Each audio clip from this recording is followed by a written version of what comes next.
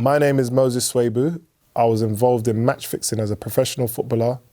My name is Bonita Mersiades. I was a senior executive with Football Federation Australia.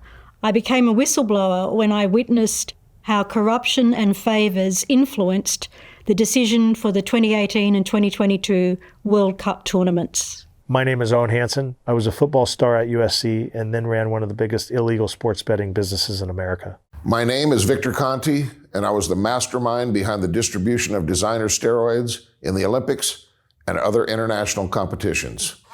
This is how crime works. I know because I was on the dark side for 4 years. Circumventing the testing was like taking candy from a baby. A lot of the athletes that I worked with got very good results and broke world records and won gold medals. And of course, that brought attention to me and brought scrutiny and eventually law enforcement.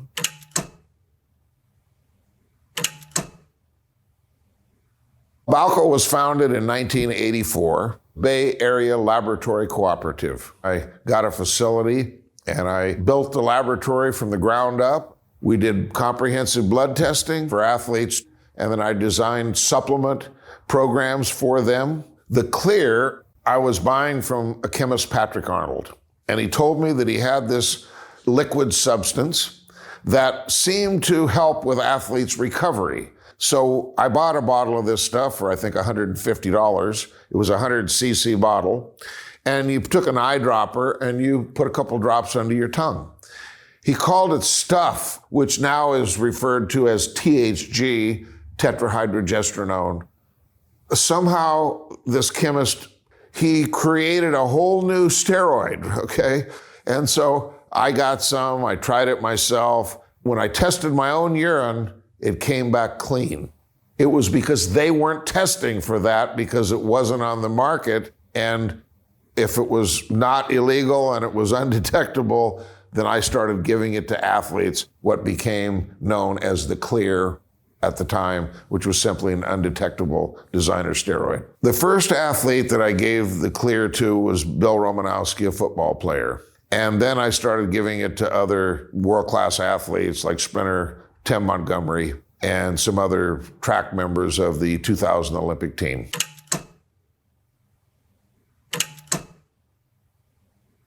We started with the blood testing to determine what specific nutrients that the athlete would need. And it's not about taking mega doses of any one nutrient or any one drug. It's about a proper balance. We were using multiple different drugs. The clear, I realized that this is way too strong to be used in the manner that I was told that it was being used. I had the athletes take a very different dosage, much lower, on Monday. And then on Tuesday, I developed this cream that had epitestosterone and testosterone to keep your TE ratio in balance. That was kind of a masking agent. So they would take the clear Monday, the cream Tuesday, the clear Wednesday, the cream Thursday, then be off on Friday, Saturday, Sunday. Now, they were taking other drugs like growth hormone. You typically do that daily at night. A lot of people believe that, it was all about the clear. We were using other types of drugs, including EPO. EPO is a hormone that your body naturally produces. It gets manufactured in the bone marrow, and it stimulates the production of red blood cells. So this really enhances stamina and endurance. You can do more repetitions at a higher intensity. The definition that I got one time from a world-class sprinter was, it turns you into a machine. You simply do not get tired.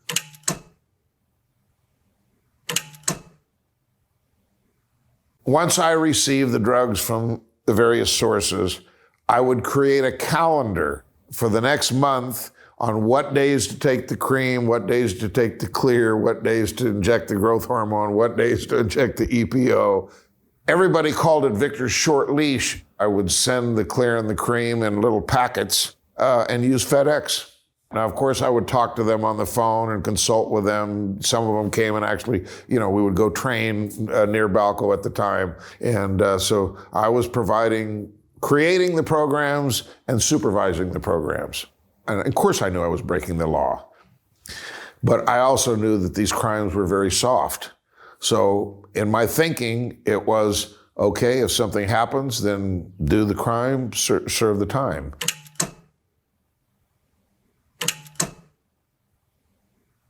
Marion Jones's coach approached me first. They were at a track meet over in Europe. And basically, initially, the communication was between her husband and I and her coach and I.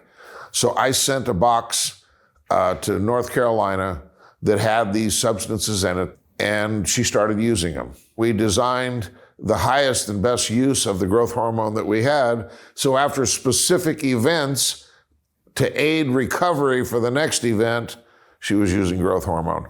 During the games, with us fully knowing that they were not testing for growth hormone.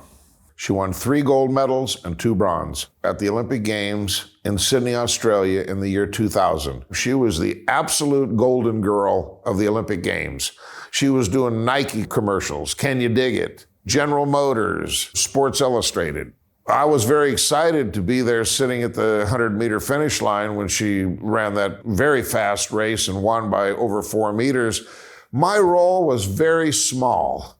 So I can't take credit for her victories or her medals. She was a great number 1 from 1997 until 2000. So she dominated for 3 years before I ever met her. Let me, for a moment, just say that I feel very bad for Marion Jones. What I know is that the other girls that were in that 100-meter race with her, they didn't get their emails or tap their phone or do the things that they did to Marion Jones. You know, she was held to a different standard. I don't think that's right, and I feel very sad for what happened to her.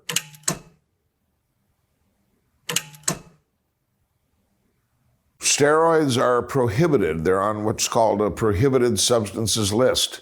In Olympic sport, the first testing was in 1968.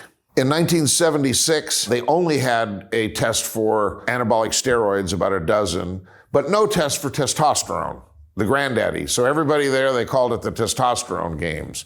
Thereafter, they didn't have out-of-competition testing compared to in-competition testing until it was implemented in 1990. So in 1988, when Flojo broke the world record in the 100 meters and 200 meters and all that, there was no testing out of competition. All they had to do was taper off these drugs, show up at the Olympics, and put on these monstrous performances. You know, when you use these powerful drugs, it's during training camp where the benefits come. And they carry over for months and months, if not years. So an athlete that's competing in September in the Olympics is using drugs the previous October, November, December, right, with intensive weight training. Even now, today, people, they test you at a competition, but the athletes are not stupid enough to have this in their system. It's when they were using it months before, and then they get the carryover benefits. What the testers were doing before Balco, even at the Olympic level, is they only tested endurance athletes that were running 10,000 meters or marathon because they didn't understand that EPO is not a performance drug that you use on the day of the competition. It's a training drug. Well, as an example, in Sydney, Australia in 2000, they did not test anybody except the long distance runners for EPO. So the sprinters, Marion Jones, and other athletes that I worked with there, they weren't even tested for growth hormone, which we used, or EPO, which we use. These are both endogenous hormones. So circumventing the testing was like taking candy from a baby. It was very simple. So we were actually using growth hormone at the competition between events. I never had any contact directly with the International Olympic Committee or the United States Olympic Committee, even though later I did meet with WADA, USADA, the actual drug testing entities. So that's not the Olympic Committee. WADA, the World Anti-Doping Agency, was founded in the year 1999 for the 2000 Olympics, where I was in Sydney with Marion. Was it founded for the health and safety of the athletes? and to create a level playing field? In my opinion, it was founded to protect the logos of the sponsors of the Olympic Games. You have what is called TOP. TOP stands for the Olympic Partner Program. That's how they raised the $2 billion, and that comes from 14 companies. Originally McDonald's, Coca-Cola, Toyota, Panasonic, now it's Airbnb. The reason they have all these loopholes is because my opinion, they generally don't desire to catch these athletes because it's bad for business.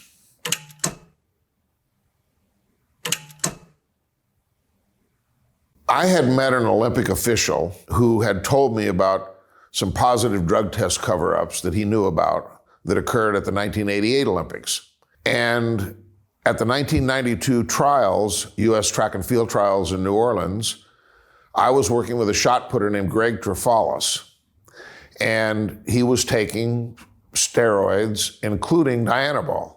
So he got fourth. He didn't make the team. But he'd been on the previous 1988 Olympic team, and I went with him to Seoul, Korea. But a few days after the competition, I got a call from this Olympic official, and he said, "Your boy has tested positive." A few days after that, I get a second call from this Olympic official, and he says, "Tell your boy that he's off the hook." I said, "What do you mean he's off the hook?" And he said, "Well, the elder statesmen got together and decided that this was just not a good time for these positive drug tests to come out. Apparently there were 5 positive drug tests, including a high jumper, and my shot putter, Greg, was one of them. And he said, they've just decided it's not a good time and they're going to sweep them under the rug." I realized that basically from the top to the bottom, I mean the television networks, the International Olympic Committee, WADA, the testing agency, the athletes, they are all a part of this corruption. And I believe the athletes are the victims of this corruption. They're in a system and they get there and they realize that there's a rampant use of drugs and it develops a use or lose mentality. And if you know that your competitor's doing it 80% of the time, in my opinion, that enables you to make that decision to join that culture. But the athletes basically have no choice.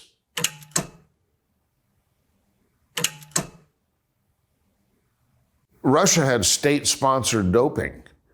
There was a massive conspiracy there where I believe from the very top, meaning Putin down, and I actually talked to Grigory Rodchenkov, who was the head of the Moscow lab that is featured in the Icarus film. What he was doing was he used, similar to what I did with liquid under the tongue, he took 1,000 athletes and he collected urine samples.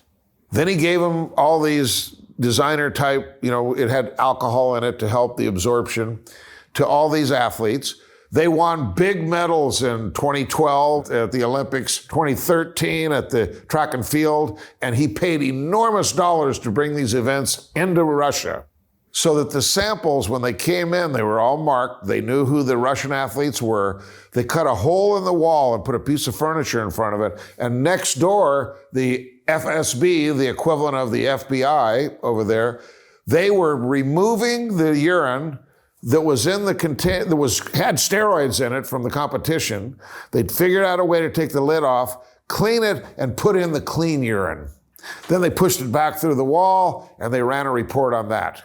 So it was a huge conspiracy, very smart. He had to escape. He's under the witness protection program here in the United States.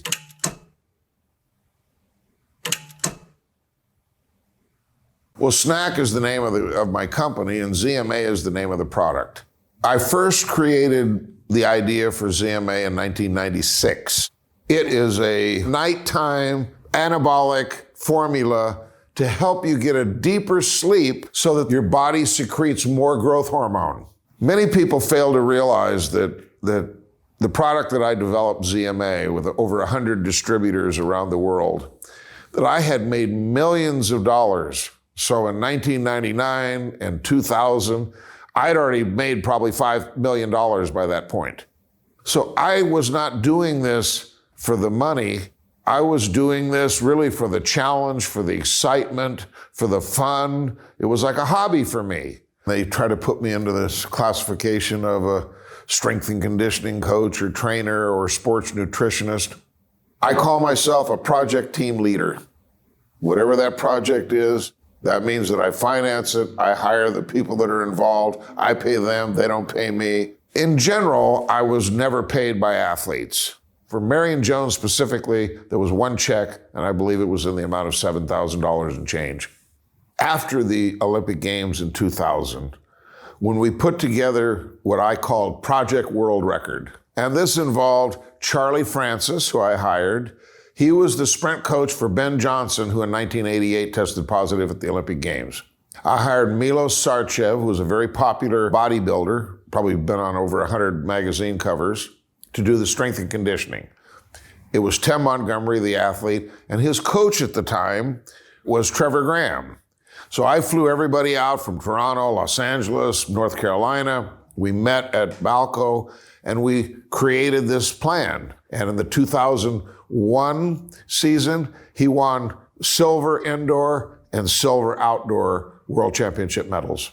During Project World Record, I did not pay Tim Montgomery, I did not pay Trevor Graham, but I did pay Charlie Francis, and I did pay Milos Sarcev. And this is 20 years ago, but I believe Charlie, I paid him something like $2,000 a day. What I was gaining from that is the promotion. Back then, the athletes were wearing shirts and promoting ZMA, and of course, Tim Montgomery wore the ZMA logo, and he won the United States Championship in the 100 meters in 2001.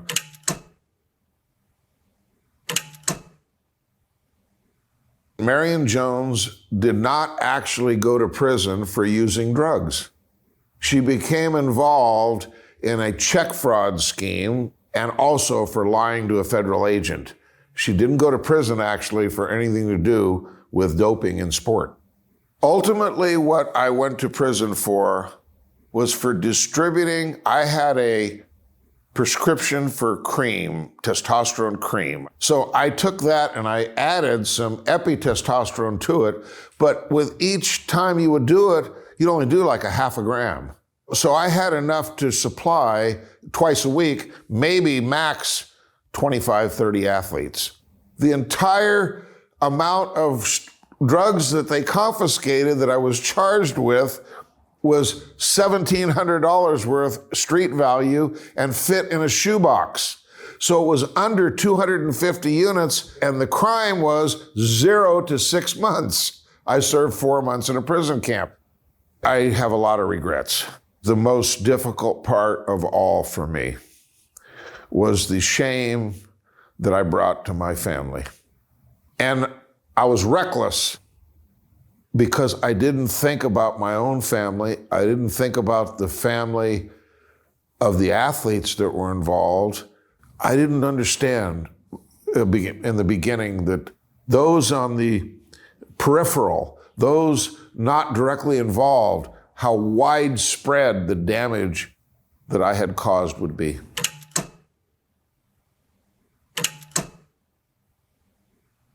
The drug testing that they are doing now before the 2024 Olympics has got all sorts of loopholes in it, and it is very easy for the athletes to use PEDs. They have in-competition tests and out-of-competition tests. And during the out-of-competition, they don't even test for about 80 stimulants and narcotics. So you can use all these drugs in training, but they only test for them at the competition. So right there's a loophole you can drive a Mack truck through. The other substances, they're not using designer steroids, they're using endogenous hormones, which is testosterone, growth hormone, insulin, EPO, and they're microdosing, and they're often times doing this at night. So when the collectors come in the morning, their levels are back down below the allowable limits, as they say. Many supplements that are widely available, ZMA, creatine, There's a lot of supplements that really help to accelerate healing and tissue repair. There are a lot of things that are legal performance-enhancing substances. The sensitivity of the equipment, they can detect at lower levels. So the testing is getting better. And I believe that if the athletes became of the opinion that the testing was effective, that they'd like to compete without using drugs. They really would. They'd like to know that they're the best athlete out there and they did it with all the hard work and it wasn't just about PEDs. But they're forced to do it because this is what it takes in order to be competitive. We know that in a 100-meter race, that the use of PEDs will make you 2 to 4 meters faster. You can't even get anywhere near the final of an Olympic 100-meter race without doing something. That's just the way it is. That's my opinion.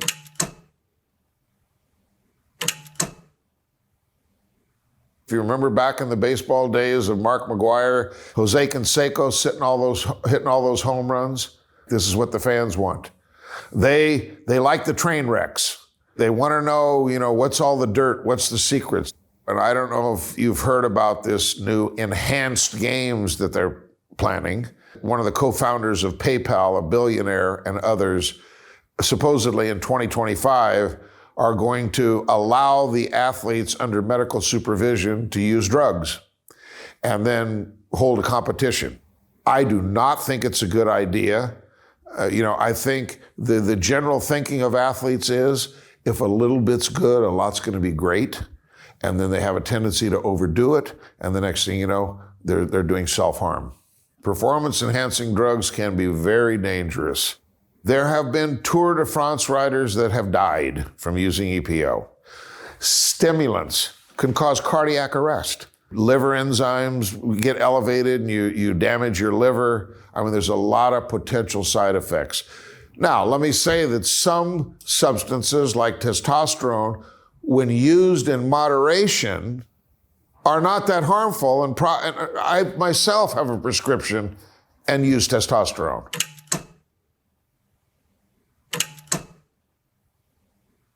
I've done everything in my power to be outspoken and work with people that have the same desire as I do, which is to reduce the abuse of performance-enhancing drugs.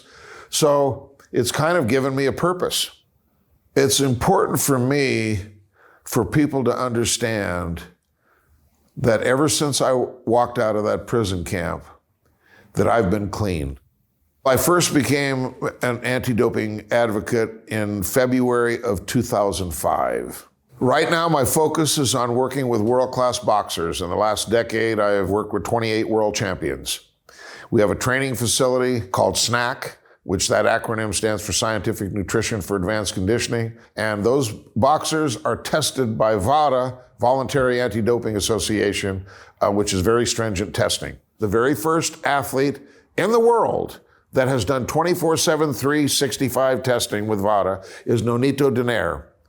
Nonito Donaire was my fighter.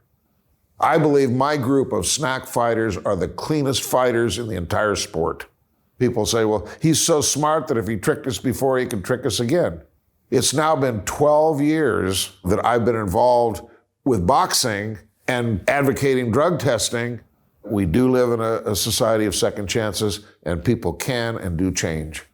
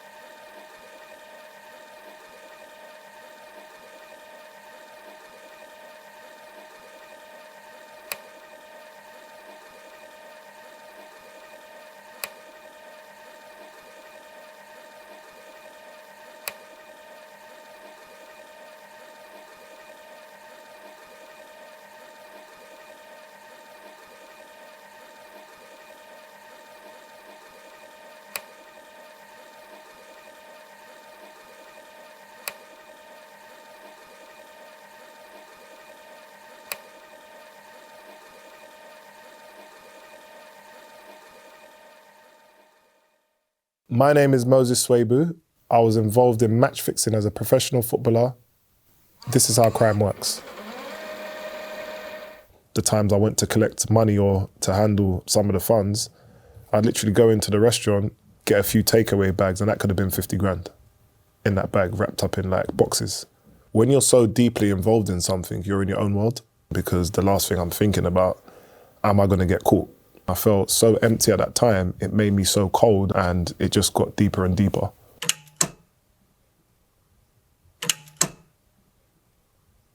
The first time I was approached, I believe I was 19 or 20 at Lincoln City. Delroy Facey, who was my teammate at the time, he'd played in the Premier League. We were playing a game away at Northampton. He's literally, it's very like blunt and simple. Come down to our room. Okay, let's go down. We're sat on a bed like teenagers with me and my two teammates. This white male who was Russians walked in, and he identified himself as he's the person paying everybody the money. And all he said was, hey, you guys need to lose. When I first saw the 60,000, it was in euros. So when he actually put the money on the bed, he actually said to one of the players, you can go and sleep with it. Let me know how you feel in the morning. The following evening, I believe, we've travelled with the actual money on the coach, and every single player that was present, including Delroy, happened to be on the bench anyway. So we declined that offer. At that time, I was wanted by Premier League clubs. We went back to our rooms and we spoke about it. And none of us had made that amount of money, but everything was about career. I never had a baby. I barely had a girlfriend. So why would I compromise being involved in something where I could probably make 60 grand anyway if you work hard? But there's a process here now. It's almost, without you realizing it, it's a form of grooming without realizing you're being groomed. Why would I go and tell on my captain? Especially if I haven't had, between 16 and 19, any education on this, and more importantly, I'm a young professional that's only just started his career versus someone that's got over 200 appearances. I believe the second time, whilst I was approached and I was more, I'll say mature, it was really about choices.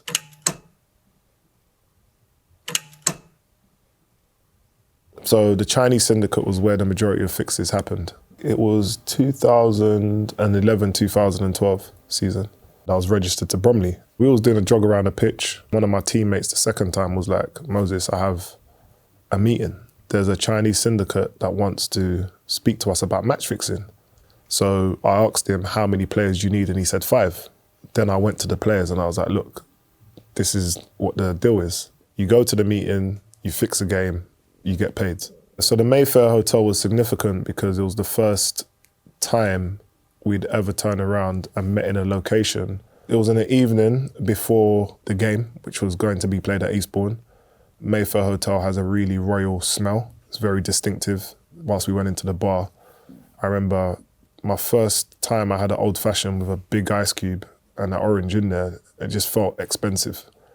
Whilst I looked around at my other teammates ordering cocktails, everybody was very much on a knife edge, and you can see it in their face because you didn't know what to expect.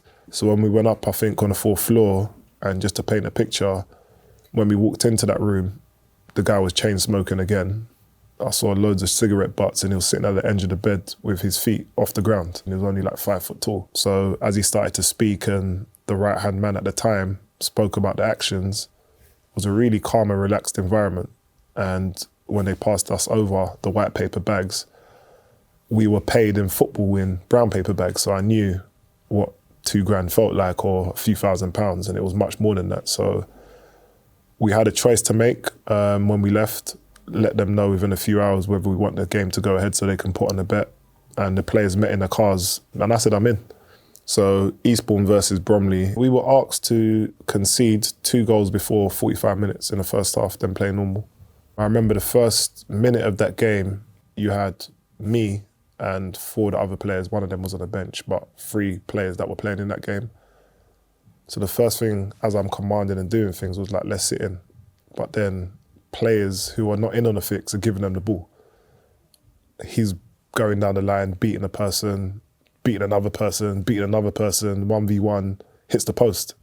And I'm like, this is the complete opposite of what we said we're going to do. Second attack, the other guy does it. Third attack, we should have been 3-0 up rather than 0-0. So as I was giving out instructions, I told the team to sit back and play with a low block. So rather than attack, let's just sit in our half, and depending on the type of movement, they'll have openings. Braveheart, who wasn't in on the fix, has given away a penalty. They score 1-0. Up until the point, the panic really set in, because as we was playing that low block, it was only until Eastbourne have crossed the ball and the players actually handballed the ball in the area and the penalty was given. I didn't realise at the time someone had been sent to watch our game. Somebody saw the whole thing, which was the middleman. After that game, the players came a few hours later and it was just kamikaze the whole night. It was arguing, going back and forward, why they're not being paid, etc., up until the following day when we went to Canning Town and received the money. I had a white SLK at the time, which was completely tinted. I saw he was probably 50 kilos. He literally looked like a teenager. And he had 3 or 4 Sainsbury's bags. And I'm like, surely that can't be him. Then as he gets closer to the car and I open my door, he just says a name, which was the middleman's name, just drops the money in the footwell. And as I'm sitting down on the car, I had my seat low and my hands on the wheel. And as I've jerked the car forward, it's gone back and the money's just falling out. So at the time, I just remember the middleman was laughing, put on French music. And this was probably the first time I've ever driven that car with 2 hands on the wheel looking straight. We travelled from Canning Town to Rotherhithe Tunnel to Tower Bridge to over the bridge, and I was panicking the whole way. So it was probably the first time I actually done the speed limit in that car. When we got back to the Mayfair Hotel, the players were just infuriated. To be honest with you, I didn't have an emotion when I took that money. I didn't care. That was the first time I'd actually spoken to the main person, because he wanted to guarantee the money was received. And as my Bluetooth was connected and I spoke to him, he just told me bluntly, you're going to take over. After that meeting, there was quite a delayed gap for the next fix. They wanted to penetrate English football at the time. So they wanted me to help them initially in the beginning to try and find people that's played a high level that are quite senior and mature, because they're coming to the back end of their career. But that was a tough task, because at the time I'm only 24, and that was another high level version of what they wanted to do.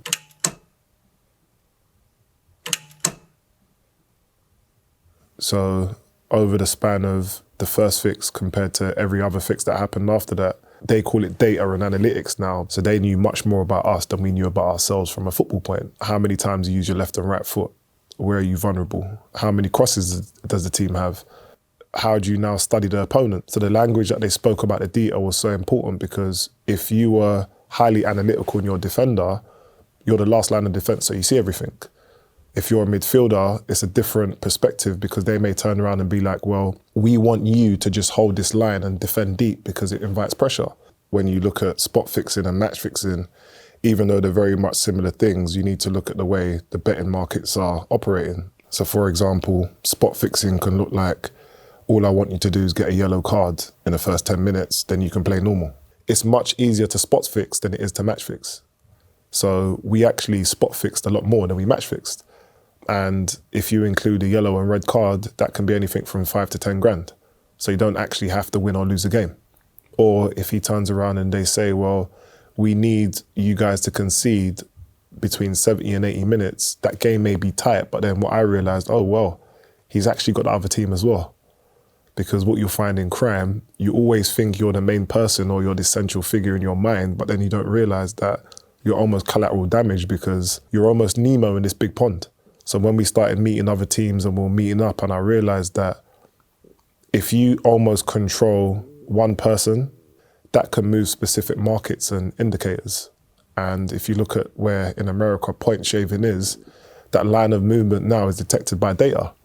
But then how many of these data people actually go and see these games live? So how can you tell me if a game's fixed or not?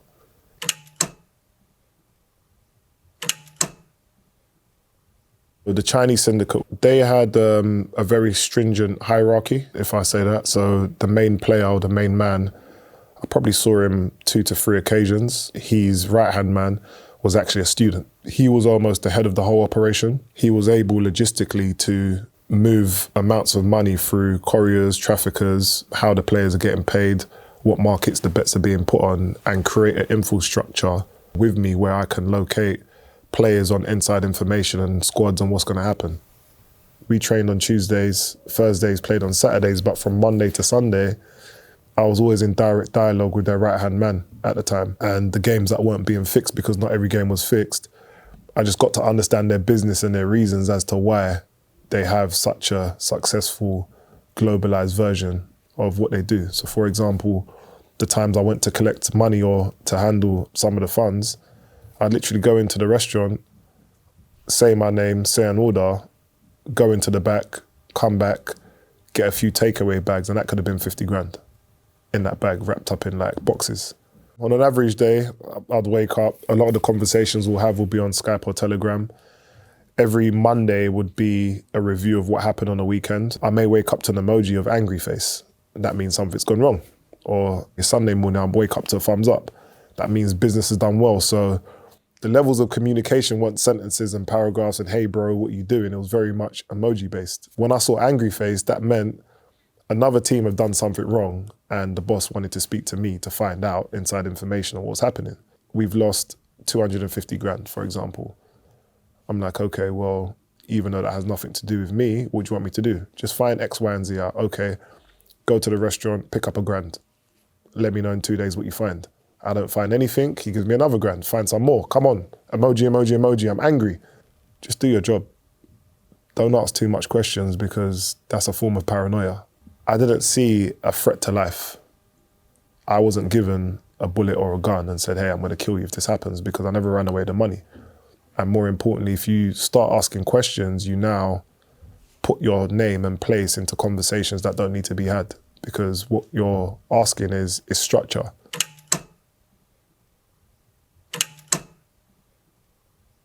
I've never heard of a coach or a referee or official even being offered a bribe or a bung. It was purely the players, simply because of risk. One conversation with a referee, a coach, or anyone outside the players will bring everything down. Corruption does exist within the world of referees. Yeah, no, it definitely does. But I think what we need to remember is scope and location. Even at the lower tiers, there's still a good governance for officials, which allows fans and people watching those games to know that the referees and coaches have not been compromised. What you'll find in match fixing, it usually comes from my experience with someone that's trusted.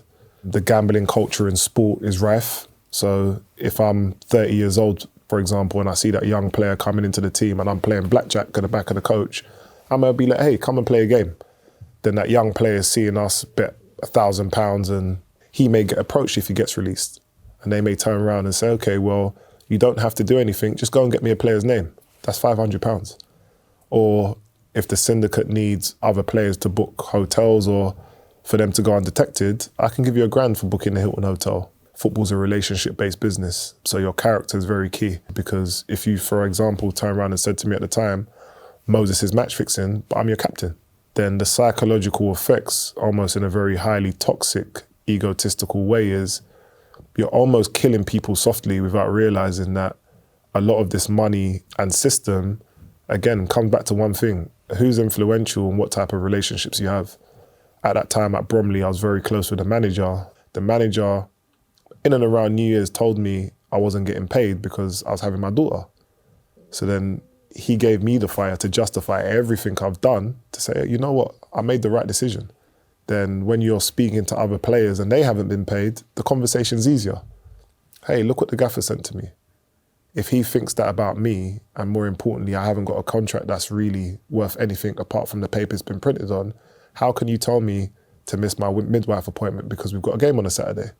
And I can almost use this as an advertising tool to every single player that I speak to. Look how managers are treating us. Because it's all a form of manipulation, and more importantly, that manipulation can pinpoint anybody. Could you imagine if players were injured? You know, could you imagine if you owed somebody money? Could you imagine if your captain said, hey, speak to me, what's your problems? Oh, Moses, you know what? I want to get a wedding ring, I want to propose. Take £5,000, pay me back whenever you want. Because all you need to do is ask one person a favor. You know what? On 20 minutes, I just need you to concede. Why, Moses? I don't need to tell you why, just do it. If you go and do that, I'll give you 10 grand. Why would he say no? And we have that bona fide relationship where we've actually gone into legitimate games in Truro, fought relegation battles, and everybody's running around each other and we're all happy and we're drinking beers. The last thing you're going to think about me and other people is, what you're actually involved in. Football's a very tight, niche industry from the top all the way down to the bottom. The 2 players that I reached out to was the 2 occasions things went wrong. Remember, I learned how to do this myself. Player 1, he done such a good job, the boss pushed me to the side and only wanted to deal with him. This player went and got the goalkeeper. Some think that's the holy grail, if you have the goalkeeper. Off the back of that, we went into a game where, because of his involvement, the whole fix was played out like a theatre. Everything you could imagine went wrong. The fans heard it, the players heard it. The second player was Michael Boateng, who actually did not fix any football match. He just happened to know me, I gave him money, I introduced him to Dora, and within a month or so, imagine somebody that's never been arrested goes from being arrested to now being put in jail. So those 2 scenarios are a variation of, I was able to use my influence in a team to allow the work I was doing to speak volumes to other people without realizing it's me. I really started off as a group. The first interactions were always with me, and I'll say between 3 and 5 players. After the group, when we actually fixed the game, I then went into, I'll say probably more a senior role because of what I'd done. The almost final role was me now being my own betting app, company, bookmaker.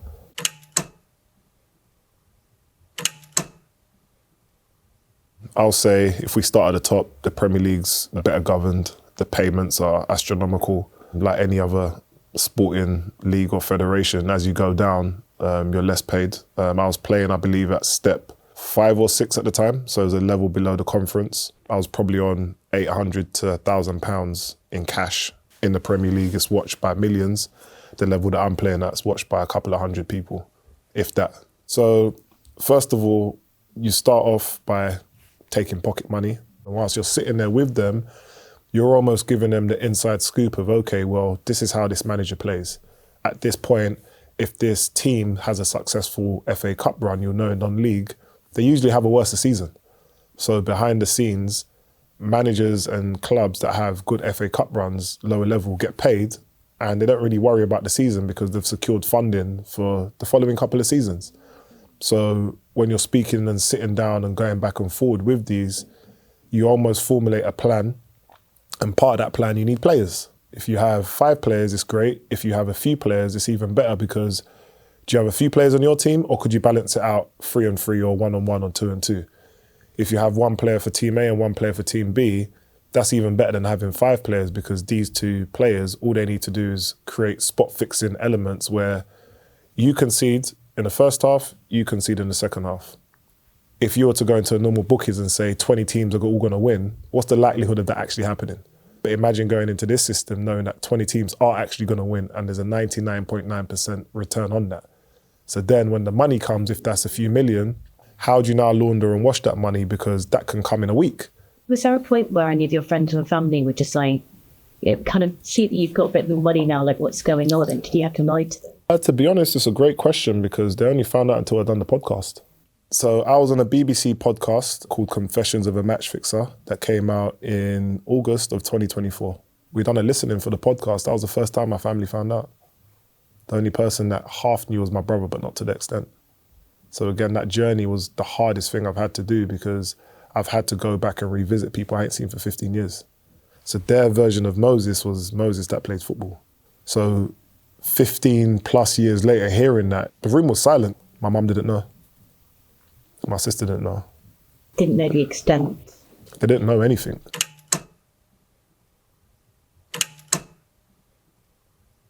We are part of this almost chessboard. So for example, I used to play centre-back.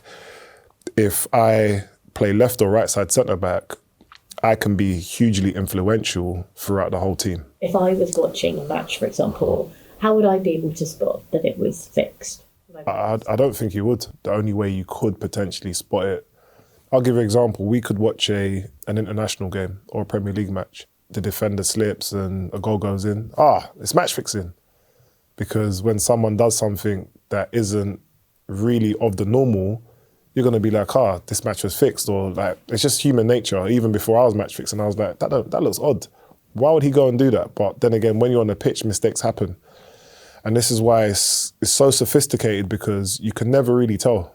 what data can do is detect and with different technologies help you understand it. I'll give you an example. If you look at a football pitch, depending on the pattern of play, the style of play, the positioning, you'll be able to tell if you're an experienced defender, why are you marking the wrong channel or the wrong side in this specific moment? Or if you're an experienced striker, how have you angled your body at this moment and taken that shot and it's just gone a yard off the post? Or if you're a midfielder, why you're not as mobile as what you are? Because if you look at that and you compare it to the market and bets that are placed on that game, any line or movement on an illegal market will kind of help you understand, oh, was that game fixed? But how many fans do that, if that makes sense? When you watch a game, you don't watch a game to think it's fixed. You watch a game because you love the sport and more importantly, it's fair. And it's an equal playing field. And that's why betting markets exist.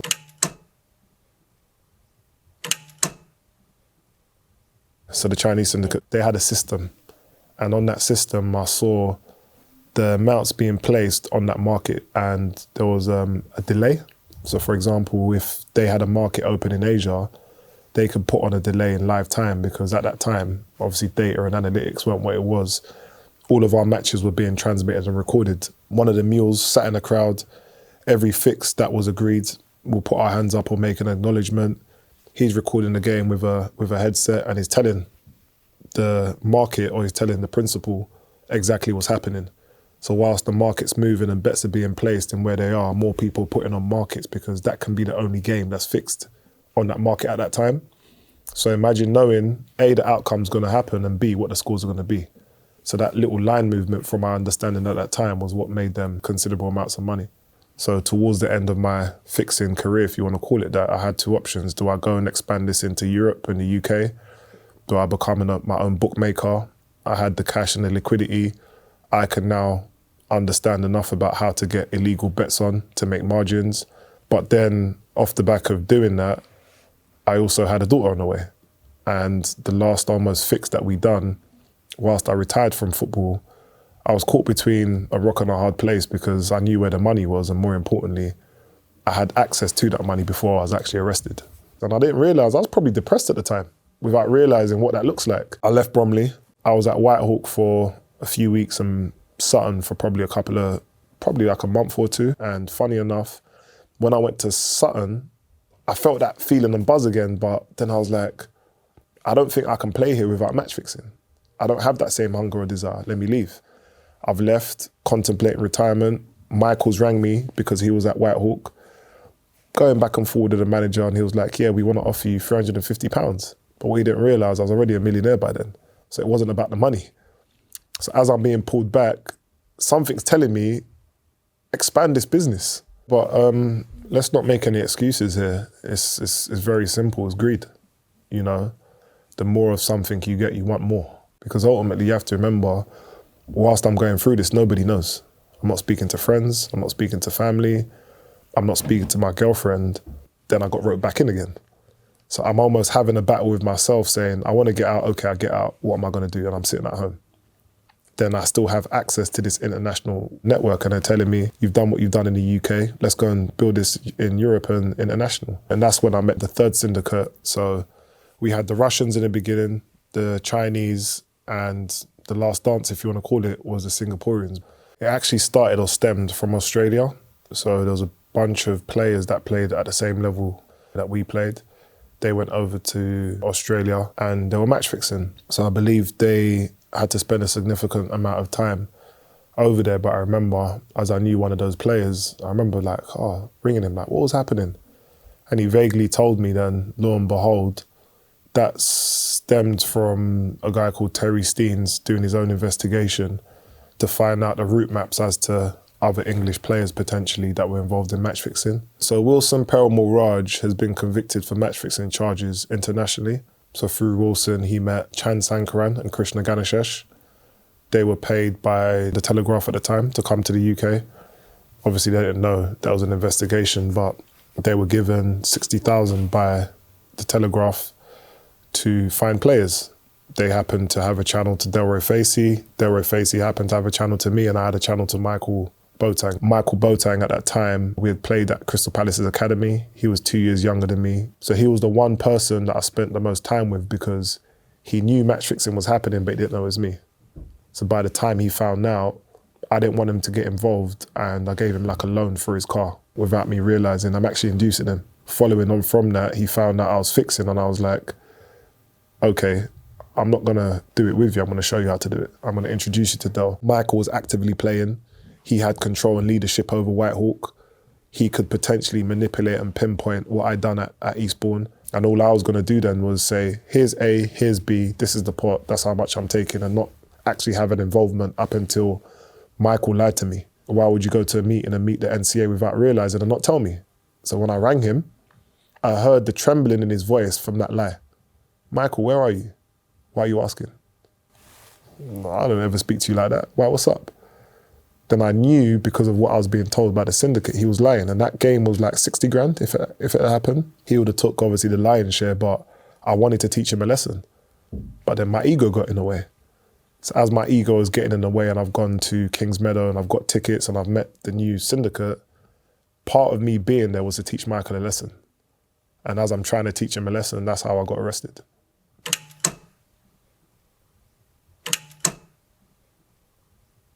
In 2013, I was arrested. The day that I met Shankaran and Sham for the first time, they'd come from Manchester in my direction, the match was fixed. We agreed 5 grand if the game was successful and I got 20. So at half time, I was like, where's the money? Because you haven't given it to me, but let's go to a local restaurant. Went to a local Asian restaurant, sat down, we're talking, he hands me a bag. I've gone into the toilets, counted it, there was 3 grand. And I'm like, 3 and 5, what's the difference? 2, is that what we're arguing about? Then I was actually saying to myself, why am I even here? So we start arguing and he's arguing, and obviously we're the only people in the restaurant. Then a blonde woman walks in. I'm like, that's odd. So as we're arguing, she sits right next to us on the table. And I'm thinking, we're in the middle of Kingston. She's got heels on, blonde hair, glasses on, and I'm like, she should be in Mayfair. This is odd. So as I'm arguing with Chan, my friend Benji at the time is with Krishna. Then a male walks in, and I'm like, he's in a suit. I was like, what's going on? So then he walks around in the same kind of like way she did, and he sits down, and like their body language is a ton like next to us. And my heart's just pumping. And my instincts kicked in and I was like, I gotta go. I called Ben. Ben was taking forever, even though it may have been a minute, it felt like a long time.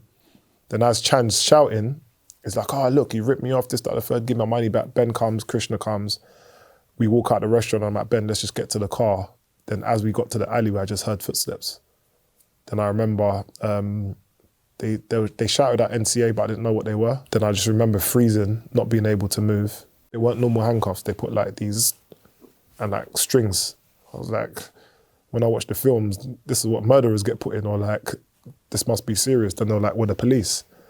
Then it wasn't until they said, you've been arrested for conspiracy to defraud the betting trade. The first thing I asked them, because my girlfriend was cooking a chicken curry, and I was like, I'll be back in an hour. First thing on my mind, what's Crystal gonna say?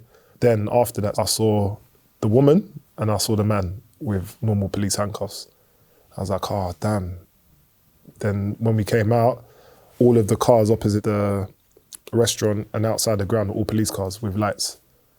Then where Ben got arrested and Krishna got arrested, so the observation or the obo that they had, they followed Krishna from Manchester, didn't know who he was meeting. He ran into us and they've now got their case. The National Crime Agency in the UK were the law enforcement agency that led our investigation. The NCA had been given a case file by the Daily Telegraph at the time, many months after the season had ended, because after the 2012-13 season, the NCA had caught the third syndicate because the game that I invited them to, AFC Wimbledon versus Dagenham and Redbridge, was the game I said that was fixed. So whilst they had an observation, they bunged the rooms, they had live recordings, they heard us speak about fixing, etc. But they never knew about all of the other games that were fixed in the previous season. The people at the top of the pyramid were never brought to trial. But Chan Sankaran and Ganeshesh, I believe, they got 5 years. Delroy served 2.5 years in prison. He was convicted with me on the second trial. And Michael Boateng served 16 months a year before I went to prison. We both got 16 months. I done 4 months in prison, 4 months on a HDC tag. Then the rest of my sentence was outside on license. You know what, this might sound controversial, yeah, but I think getting a prison sentence is just a word. being rehabilitated is what we're looking for here. People make mistakes, I've made mistakes, but more importantly, I believe everybody deserves a second chance. And I feel part of the guilt, even now, that kind of lives with me is knowing, even though I've transitioned and I've come out the other end, Michael hasn't. Dora hasn't. They got bans. I was banned for 15 years. I'm the only person that went to the FA and actually admitted, like, this is what I've done, how can I help?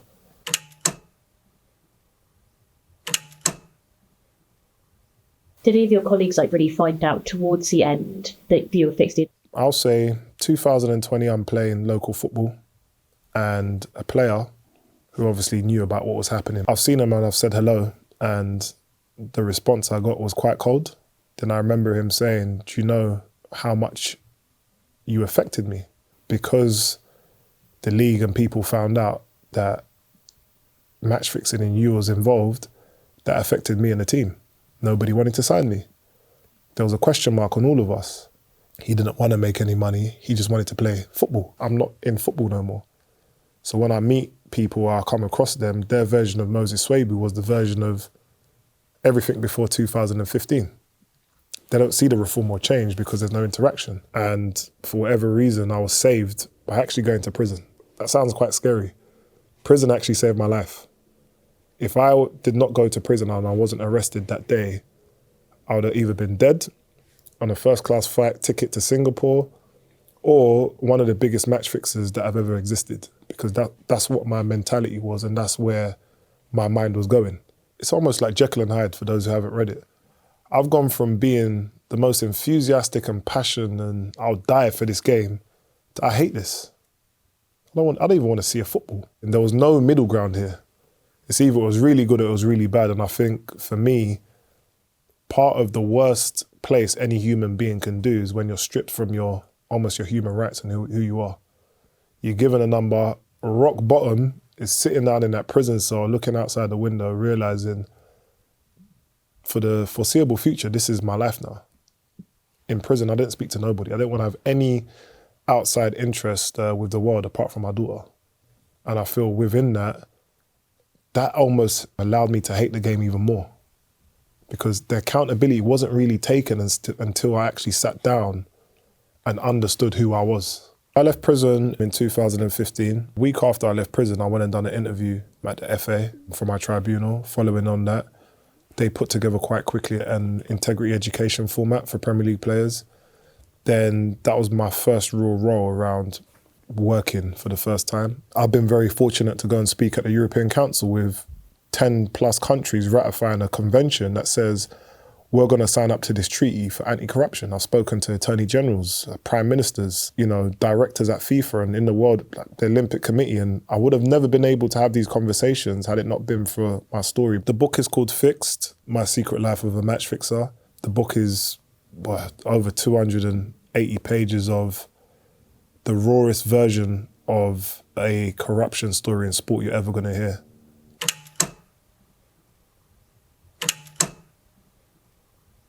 Probably from my time, football and the sporting industry have improved in adding an integrity officer.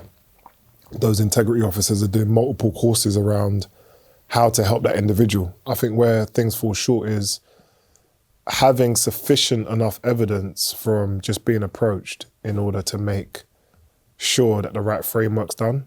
Just having the bravery to turn around and do the right thing is the first step. And again, that can include telling anybody that you give that information to that's trusted. So between 2015 and 2019, I've been into every single Premier League club. In a season, I've been approached by several players in 4 years. People coming up to me and saying, oh, you're Moses, right? Yeah, I saw your story. By the way, such and such happened at this period of time, or I was approached this time, but I reported it and done the right thing. You can slowly bet within reason because it's legal, because what we don't realize, athletes have a lot of time. So you train a couple of hours, you go home, what are you doing with your time? So the algorithm on your phone is getting betting, gambling. Every session I've done with young players, the first question they ask me is, why are we sponsored by a betting company? And we're not allowed to bet. Oh yeah, because that's the rules. Then I actually can't explain it because I don't work for BetX or whatever company it is. And what you find is this generation of player goes to become a full international and a player and earns loads of money, I'm pretty sure if you were to do a survey of 10 players, you'll probably have more than half that have either used some form of app or betting. For example, if you compare it again to 2025, I don't need to go into the bookies. I can download an app, register a name, get my family member to place bets on there, and it doesn't link back to me. To my knowledge, there isn't a significant law that actually governs what match fixing is. People who are tried and convicted are usually convicted around bribery and fraud charges. When you go outside of the UK, mainly in Europe, part of the struggles that they have is the time period spent from an investigation to actually getting a criminal conviction. And within that time, a player or athlete can still play and operate. So there's a significant lack of evidence because there's not enough people coming forward and explaining the different types of approaches. I don't think it's a situation about what league, as we're seeing. This happens in the Premier League, the most watched league in the world, in the whole world, with billions of people. At the lower league, it's going to happen. Maybe there's less scrutiny because nobody watches it, but corruption doesn't discriminate against you because you're higher or you're lower. As long as, again, there's a live betting market and there's an opportunity for people to make money, crime's always going to exist.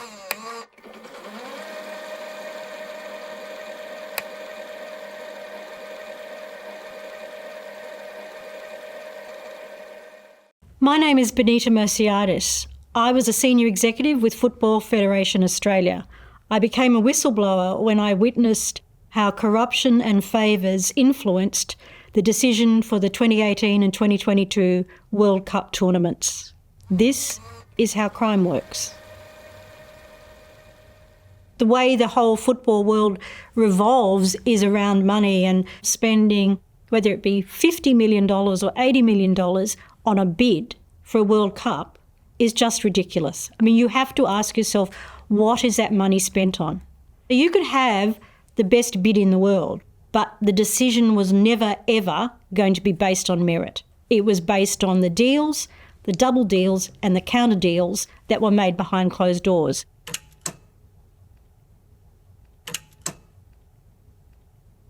I first became involved directly with the World Cup bid in February 2008.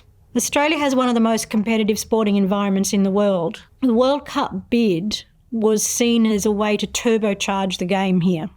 There was a time when we were discussing the budget request of $80 to $85 million internally. I raised the question, why do we need so much money merely to bid for a World Cup tournament? It wasn't the World Cup itself, it was just a bid. I sat in that meeting with former colleagues of mine from government trying to justify this, and I couldn't. It was said to me at the time from a Treasury official, what you're doing here is money laundering.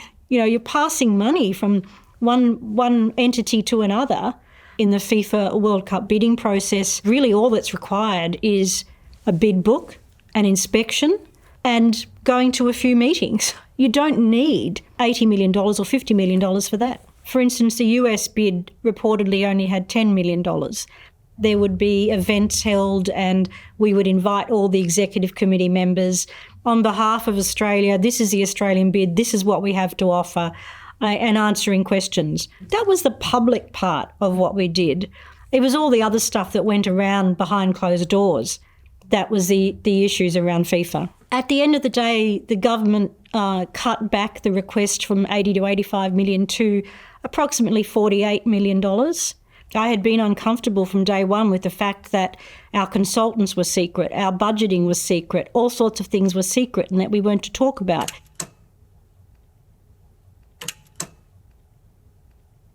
When we were bidding back in 2008 to 2010, there was no limit on how much money an individual bidding nation could spend on their bid.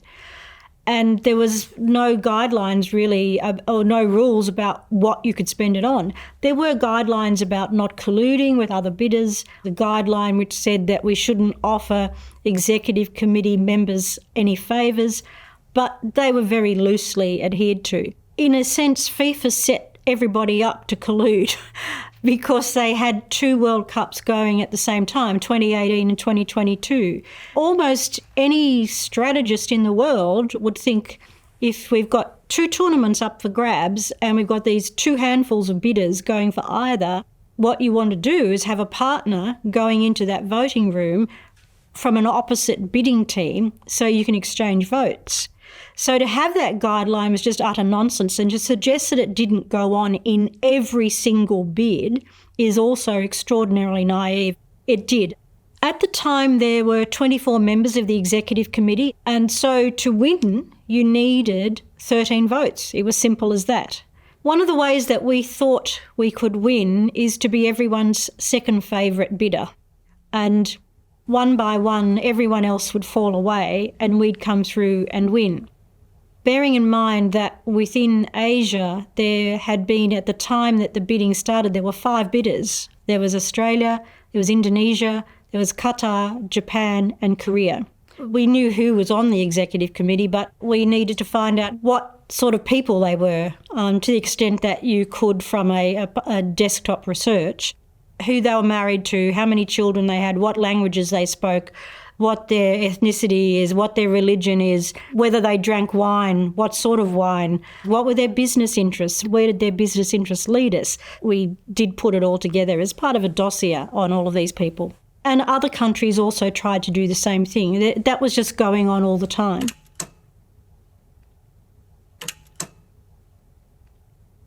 Consultants are used frequently within the football world, but particularly while bidding is on, because they give plausible deniability to bidders. So if someone asks a question and says, did you have a conversation with a particular executive committee member, you can get up and say, hand on heart, no, didn't have that conversation, because they had others do it for them. The first time I was concerned about our World Cup bid and about how the decision was going to be made was when I learned that we had employed a particular international consultant to help us with our bid. And a colleague went to his bookshelf and pulled out Andrew Jennings' book Foul, a book that was well known throughout the world as having exposed what FIFA was like, and opened it to a chapter on this particular person. And he said, you better read this because you're going to have to get used to him. Almost every bidding nation had consultants. When the then chairman of Football Federation Australia, Frank Lowy, decided that we would bid, he went to Sepp Blatter, who was the president of FIFA at the time. He went to the Germans and said, well, how did you win? And they said, well, we had these consultants. And you can't win without these consultants. So they were seen as being the 3 key people who could help deliver a World Cup. 2 of those people we were never to mention. We were never to tell anybody that we had engaged Fedor Radmon or Peter Hargitay. The key members of the bid team included Frank Lowy, who is also a billionaire property developer in Australia, our 3 international consultants, and the Chief Executive Officer, Ben Buckley. Within the staff, the 3 key people were Ben Buckley, myself, who was Head of Corporate and Public Affairs, and a colleague, Stuart, who was Head of Operations. One of the things that was clear that going into bidding, Frank Lowy certainly knew what FIFA was like himself.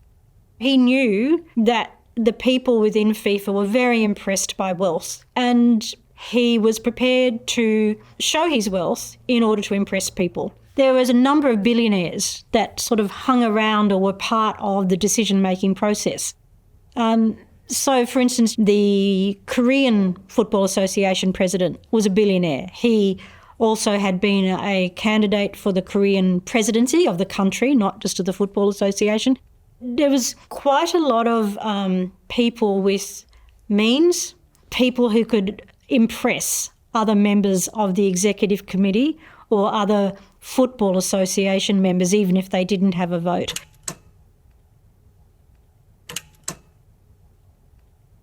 In terms of favours for executive committee members, it was always going to happen. One of the most striking examples from an Australian perspective was when in September 2010, when we learned that Australia had given $500,000 US to upgrade a stadium in Trinidad and Tobago. With respect to the Caribbean, they are not high priority in terms of Australian foreign aid. And you'd have to ask yourself, why did we give US $500,000 to upgrade a stadium in Trinidad and Tobago? Well, the answer's quite simple. One of the most important players in FIFA at that time came from Trinidad and Tobago, and that's Jack Warner. Jack Warner was the president of the Trinidad and Tobago Football Association and the president of CONCACAF, which is the North American, Caribbean and Central American Confederation. He had been running that for more than 20 years, and he was an extraordinarily powerful person in world football. From very early on, when we met with Peter Hargitay, it was about what Jack said, what Jack wanted. Jack would like this, Jack would like that. And look, Jack Warner must have seen an Australian and thought it was Christmas every time, because whatever Jack Warner asked for, Jack Warner got. Many years afterwards, it was found out that the money bounced around the world from Sydney to London to New York to Port of Spain in Trinidad and Tobago, and it never ended up with the Trinidad and Tobago Football Association. It ended up in Jack Warner's personal bank account.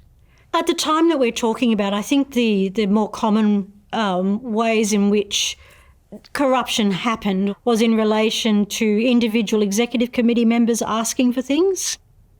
Sometimes that would be financial, sometimes it wouldn't be. It would be something else entirely. For instance, matches organised, international matches between countries.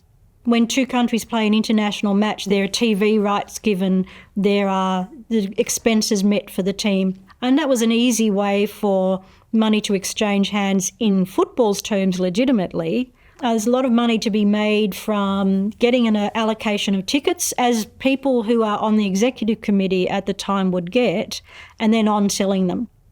And not on-selling them at face value, but at extraordinary rates. The sons of Jack Warner, for example, have been reportedly arrested in the United States and remain in the United States, virtually under house arrest for misdemeanours in relation to those issues. Another one, of course, is the giving of gifts. The gifts would get more expensive and more expensive as time went by, and you were almost trying to outdo each other with how valuable the gifts were. But you wouldn't go anywhere without them because you wouldn't be welcome without them. At the time of the FIFA Congress, Frank Lowy hosted a dinner at his personal residence for the executive committee members and their partners. And at the dinner table were gold-plated plates, dinner plates, with the names of the guests engraved into the plates.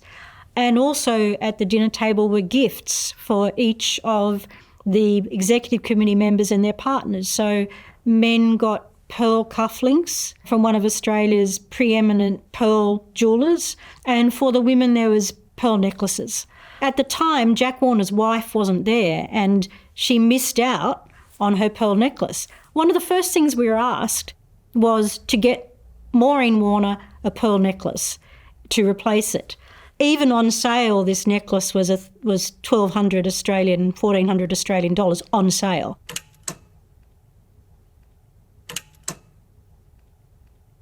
Well, Oceania only had one vote, but its vote was absolutely vital because up until 1 January 2006, Australia had been part of Oceania. We needed to be able to say we had Oceania's vote. So Reinald Tamari, who was then the president of the Oceania Football Confederation, he visited Australia early on, and we also visited Oceania to make sure that we were aware of what it was that Oceania wanted to give us our vote. Well, I always remember Reinald Tamari and his chief executive at the time of Oceania Football Confederation, Ty Nicholas, came to Australia and they had a list of demands of things that they wanted. And there was a list of about 6 or 7 items. Key one of which struck out to me immediately was they wanted $4 million. And 1, I thought that was an impossible task, and 2, I felt extraordinarily uncomfortable. But what we would give money for was what they called sports development means. It was decided that the $4 million would be split up between the countries of Oceania other than New Zealand, and that was how we would give our $4 million. And those sports development projects didn't have to even be for football. It could be for netball, it could be for rugby league, it could be for whatever was the biggest sport in that particular country. It has to be said that to this date, 15 years later, that project now continues. So there wasn't inherently anything wrong with the activity. You can't, as an Australian, living next door to the Pacific say that we shouldn't be giving foreign aid to Pacific nations. There was nothing wrong with that. However, this was the first time it was done, and it was only done because we needed Oceania's vote.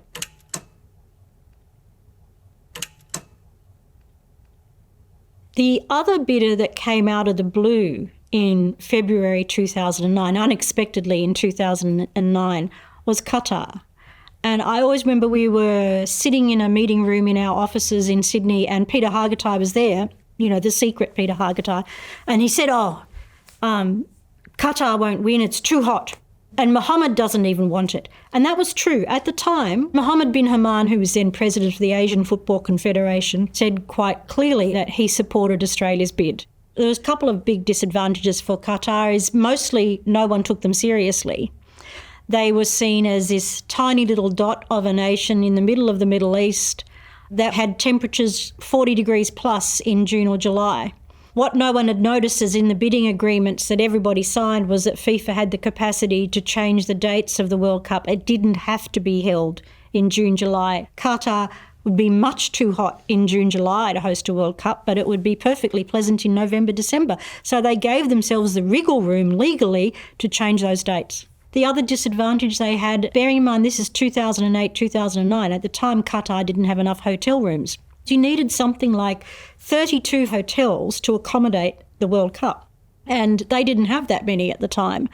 And I always remember Hassan al-Thawadi, who was the leader of the Qatar bid, and he said, can we, being Qatar, use hotels in Dubai? Which is only an hour away, to be fair. So the only answer that FIFA could give to that was yes, it was perfectly okay to do so. So one by one, the things that had been against Qatar were nullified, and they had one overwhelming issue in their favour, and that is, or one person, Mohammed bin Haman. A pivotal point in the whole World Cup bidding was when the Emir of the time is thought to have called bin Haman into his palace or wherever and said, I want you to support the Qatar World bid. You've got to stop this. It's not about you and the FIFA presidential election. It's about Qatar winning the World Cup. And at that time, bin Haman, with all his heart and soul, swung his effort into Qatar winning the World Cup bid, and subsequently they did. This first came to light in June 2010 at the time of the FIFA Congress in Johannesburg, and the Asian Football Confederation made a decision without consulting with Australia first that it was going to support a European country for 2018. But all of a sudden, now here's Mohammed bin Haman saying, no, we're going to support a European country for 2018, and 2022 will be between Asia and the US. It caught the Australian bid team by a huge surprise. They tried to make out, oh, yes, we thought this would happen and it didn't matter, we were only going to go for 2022. Yet they had to do a 180-degree turn on their public positioning, because up until then, the public positioning had been around both tournaments.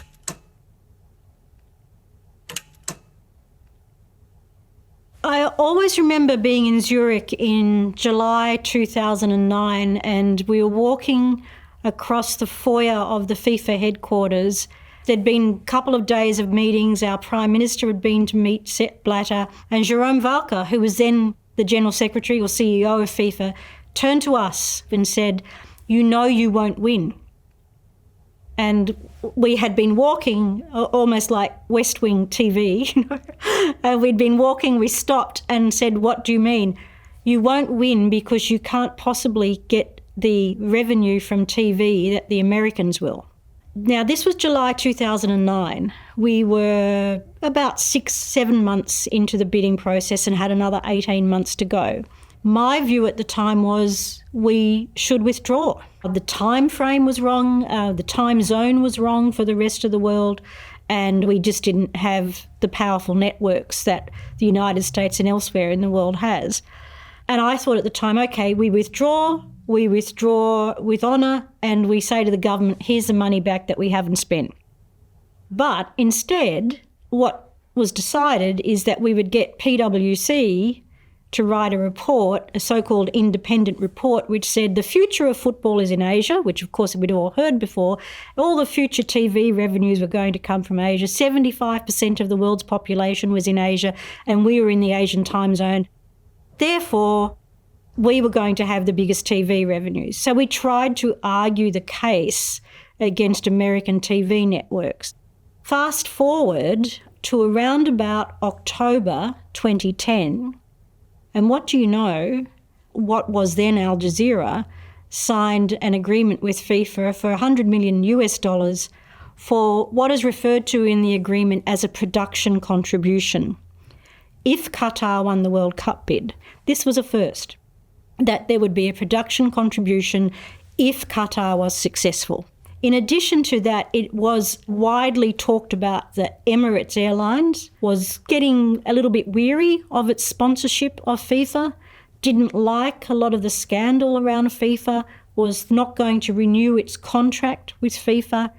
And lo and behold, when that contract came up for renewal, and typically an existing sponsor has first right of refusal, Emirates said, no, we don't want to be involved. And who should be ready to come in without hardly any need for negotiation but Qatar Airways? So, this is where countries such as Russia and Qatar, where there's little separation between the nation state and the private business interests, have a far easier way of winning tournaments like this compared with, say, an Australia or an England or a Holland and a Belgium. There were a few occasions in which it was discussed that we would try to convince Qatar, the country, at a government-to-government level, not to take part in the bidding or to withdraw. What did the Australian government have that they could potentially offer Qatar? Landing rights for Qatar Airways. Qatar Airways was then a very new airline. They were looking to expand into different markets. And at the time, it was very difficult to get landing rights in Australia. So that was seen as something they could offer. Another one was a few months beyond that, when we asked our consultant to visit the Emir of Qatar and convince him to withdraw, in return for which Australia would support Doha's bid for the Olympic Games. There was talk at the time that Doha wanted to host the Olympic Games. And bear in mind, in the Olympic movement, Australia is one of the most powerful countries. The vice president of the Olympic movement to this day is John Coates, who is an Australian. He is very close to Frank Lowy. So we felt confident that we could make that offer and help make it happen.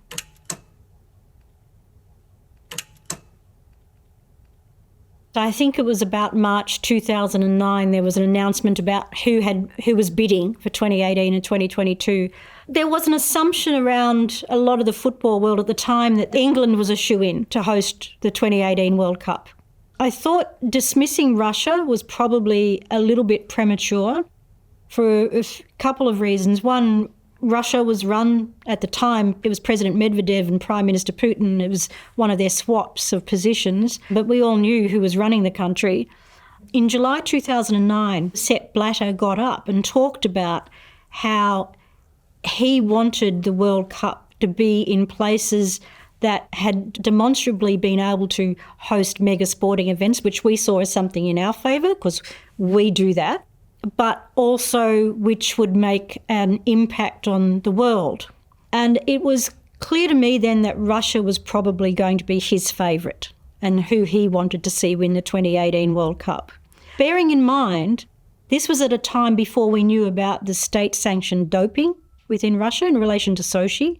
The discussion became around, well, who can we strike a partnership with? And everybody assumed that Australia would do that with England, but our consultants very strongly said, forget England, we'll go to Russia.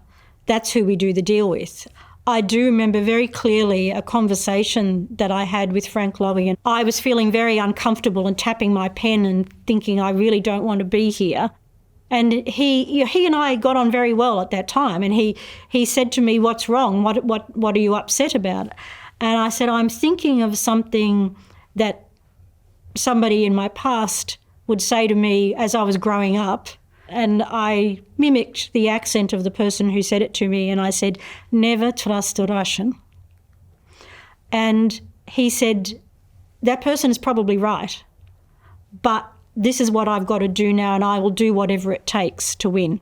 And, you fast forward then many months later to when the vote happened, and we didn't win and Russia did win, and there's two of our consultants sitting back having a cigar and a glass of scotch with the Russian, or probably vodka actually, but a glass with the Russians, celebrating the Russian win.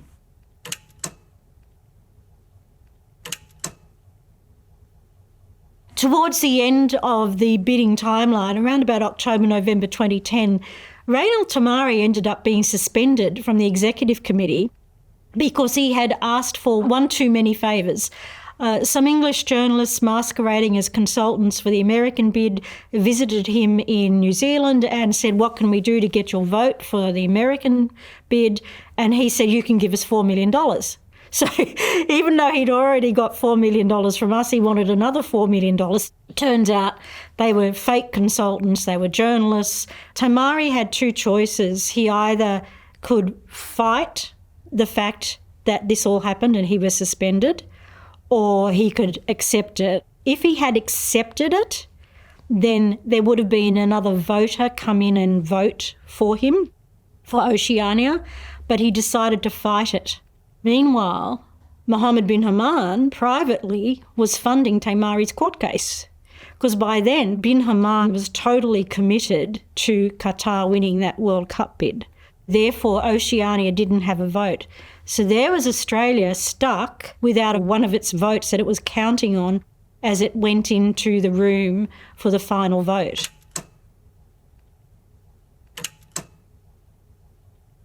The outcome of the vote was announced in Zurich, of course, so in Australia it was very early hours of the morning, and I was watching it. I didn't expect that we would win. It was no surprise in one sense that we didn't win, but of course it was disappointing. I felt very sorry for my colleagues. Most of my colleagues who worked on the bid wouldn't know any of this stuff. They were junior people, junior officers. They would have just worked really hard to do the best job they could do to put the best foot forward. Well, Australia tried very hard to get everybody's vote, but in the end, they got one. And that wasn't Reynald Tamari because he wasn't in the room to vote. So it was reported afterwards that at least two people told Frank Lowy that they had voted for Australia, but of course that wasn't possible. There was only one vote. My personal view is that vote was Sepp Blatter, because he knew what was happening and he felt sorry for us. And so he had a bit of a soft spot for Australia and didn't want to see us completely disgraced.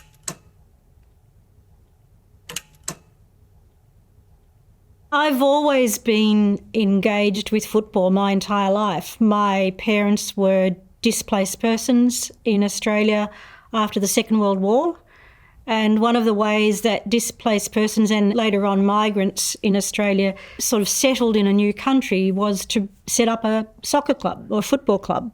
I joined Football Federation Australia in 2007, having previously worked in the not-for-profit sector and the government sector, and I was appointed to the role of Head of Corporate and Public Affairs. About 5 or 6 years before that, I had also worked as a team manager for the Socceroos, the Australian national men's football team. So I had grown up with the game, and it was just part of who I was. And when the opportunity came to work in it, I thought it was almost a dream job.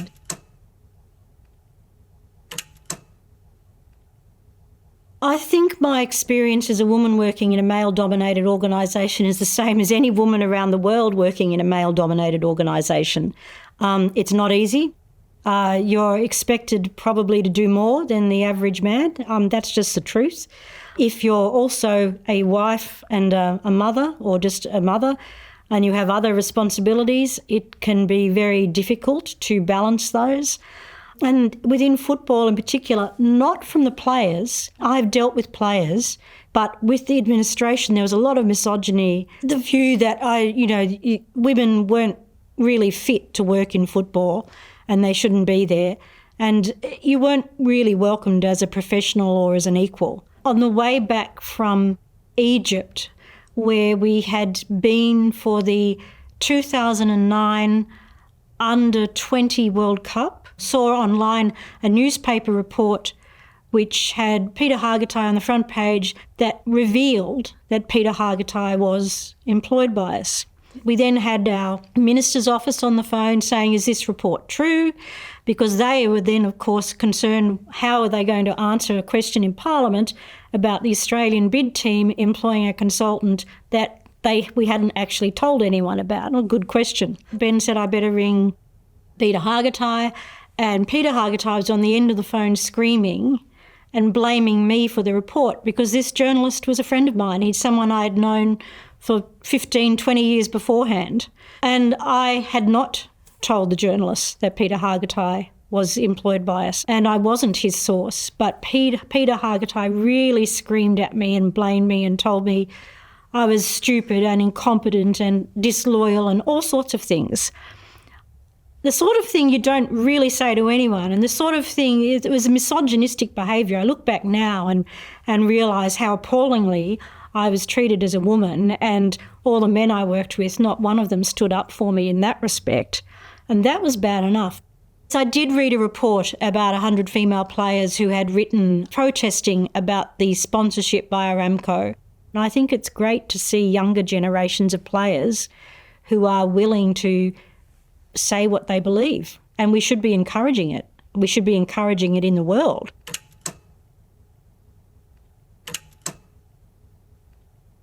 I became a whistleblower by evolution, really. I can't say that I sat there and thought, oh, I'm going to be a whistleblower now. In January 2010, I was called into the president's building that he had in Sydney and basically was told by the CEO that I was sacked. And when I asked why, I knew why. They didn't like me being around. They didn't like me asking questions. They didn't like the fact that I didn't like being there. He just, referred to an email I had sent which said that I was uncomfortable with one of our consultants. So that was it. I was out of a job. When I was sacked, people contacted me and said, what happened? Because people who knew me knew that I wasn't incompetent.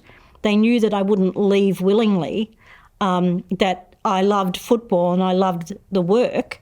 So what happened? And as I started to put things together, I realised that the whole process was set up to be corrupt. The whole process was set up for all the things that were in the guidelines that they said you shouldn't do.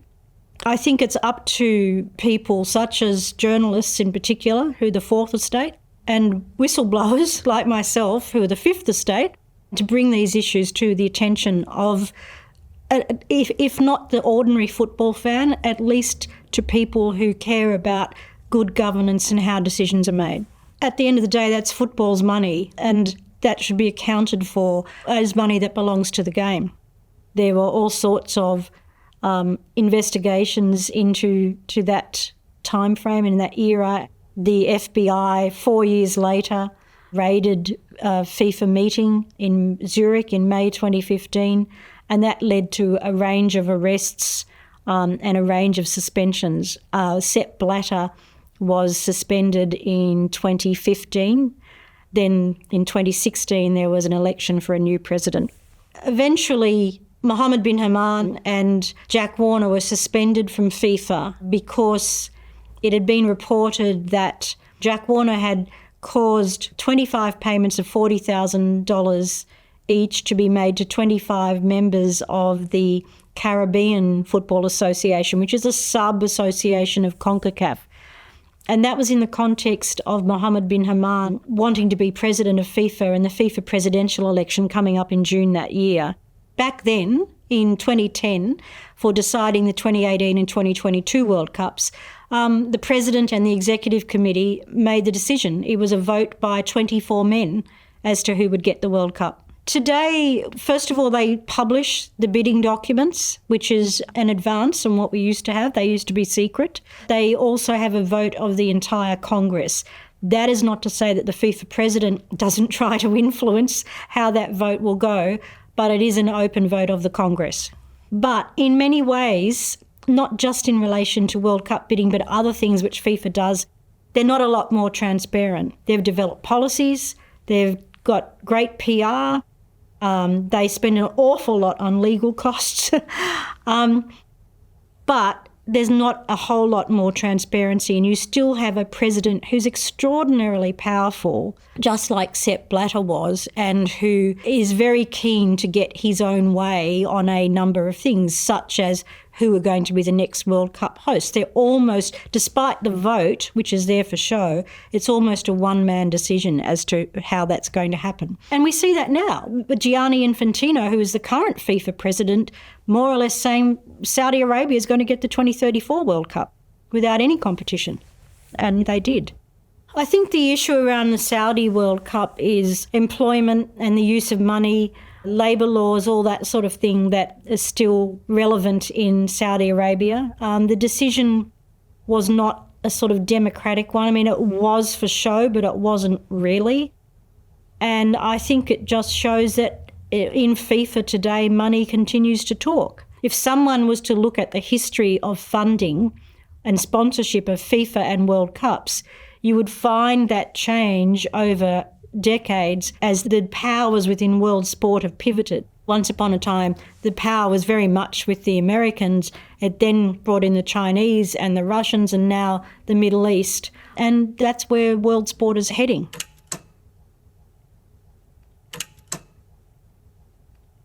There may always be someone out there listening to this or watching this and want retaliation of some sort, and you do have to be prepared for it. You also have to be emotionally prepared for it. It's very difficult to be a whistleblower, and it doesn't leave you. Once you're a whistle, it's almost like having played football for your national team. You're not a former footballer, you're a footballer. And you're not a former whistleblower, you're a whistleblower. And so the impact on your life is there forever. I don't think I could have come forward any sooner than I did. One of the things about being an employee is you have to do your job. And so I did it what I thought was the right thing, and I raised questions, I raised concerns. I did that internally thinking that was the right way to go. I have been sent threats in the past. I have been surveilled. I have been followed. I have had fake websites, fake emails, fake social media accounts set up in my name. And so when I was no longer there, I was freed to be able to talk about these things.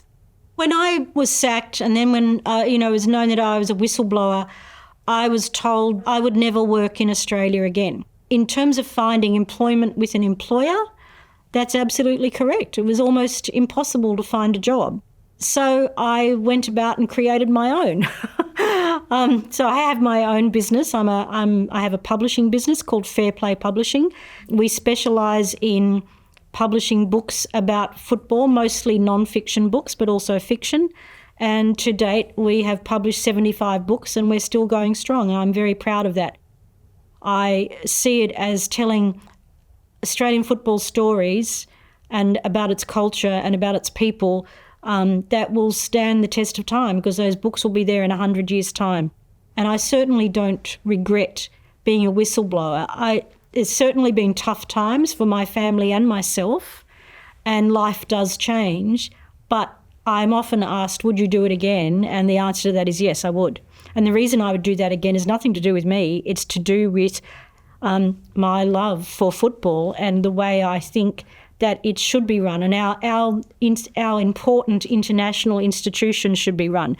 There should be accountability, there should be transparency, and there should be greater democracy in terms of people who are able to participate in it.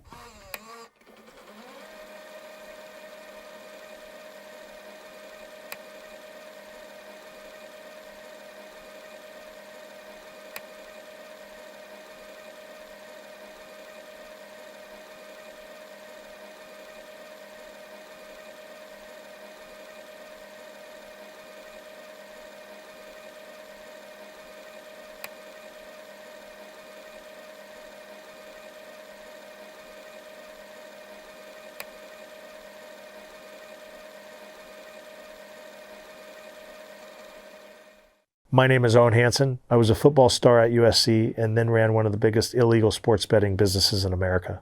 This is how crime works.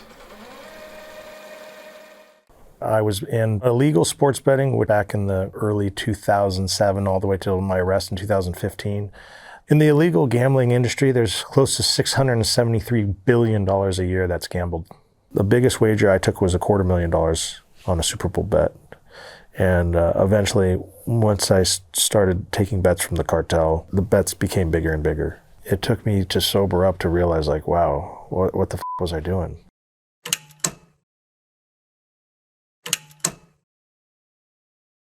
I was recruited by USC in 1999, 2000 for volleyball, and I got offered a volleyball scholarship 2 years later, walking onto the USC football team.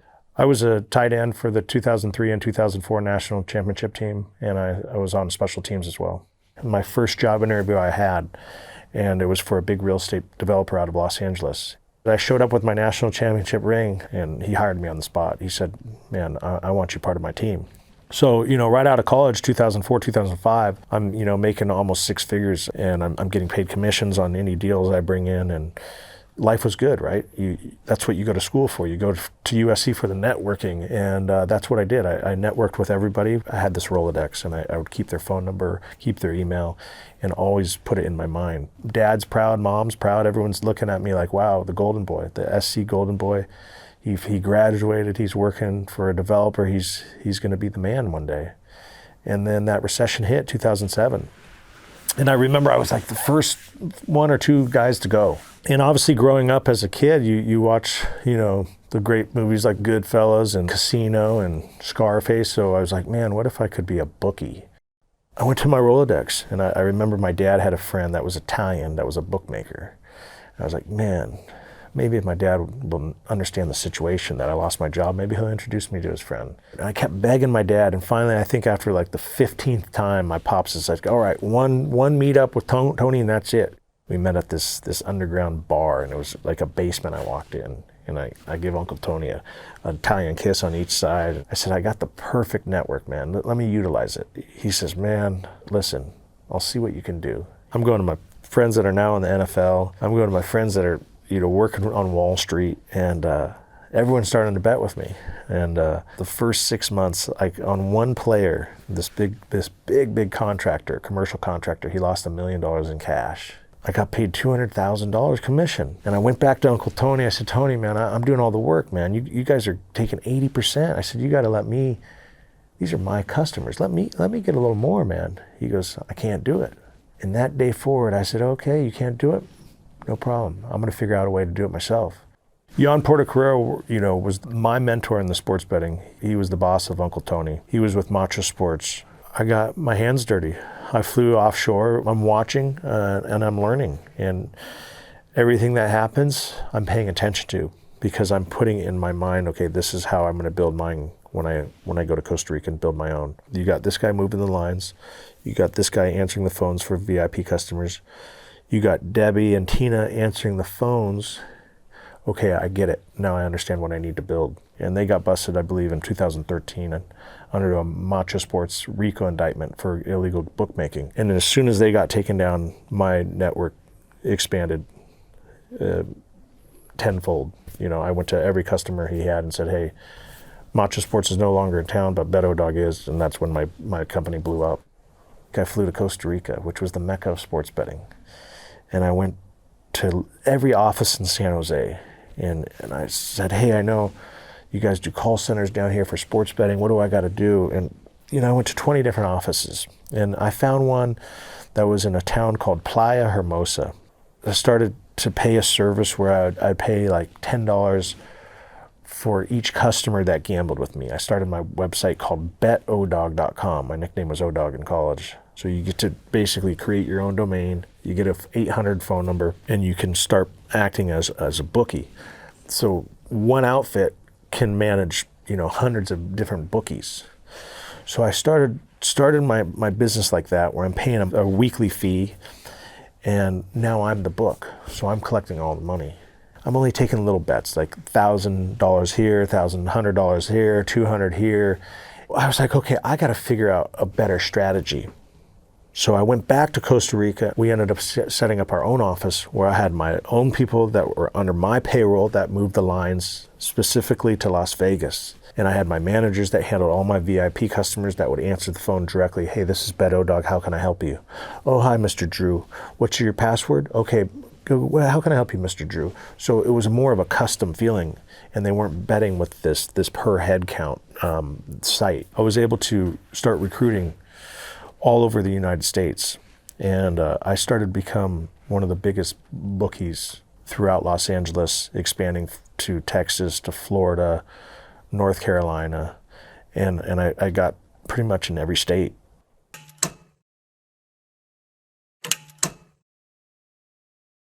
I was in illegal sports betting back in the early 2007 all the way till my arrest in 2015. Sports betting became legal in 2018. It became legal on a state-by-state basis, and it eliminated the federal ban. The difference between legal sports betting and illegal sports betting is very simple. A legal bookmaker usually is offshore, has a website that's ran through usually Costa Rica, Panama, and you call an 800 number or you place your bet through an app that's offshore. A legal sports betting website is, you put your credit card down, there's a know your customers form you have to fill out, and everything's monitored, and you pay taxes on that money. The sports betting world that I was in, was obviously illegal. It was offshore. I would give a line of credit, meaning that if you wanted to play with me, it was like an American Express credit card. I give you, say, a $10,000 line of credit, that's week to week, and come Monday, once the last Sunday night football game is graded, you pay me, Monday, Tuesday, or Wednesday the following week. And if you don't pay me, then, we obviously have to go to other matters, whether it's, making phone calls or sending someone to pick up the money. And that's what's different from today's, legal sports betting. When you're gambling through like the BetMGM or FanDuel, any of the big outfits, you put a credit card up or you deposit cash, and that makes it legitimate. So the casinos or the sports books nowadays never have to worry. They give so much more credit as far as like free play. So if you deposit $1 million, then you get $100,000 in free play. As a bookie, we offered the same thing, but we're giving you a line of credit. So you have to basically lose the money before we collect.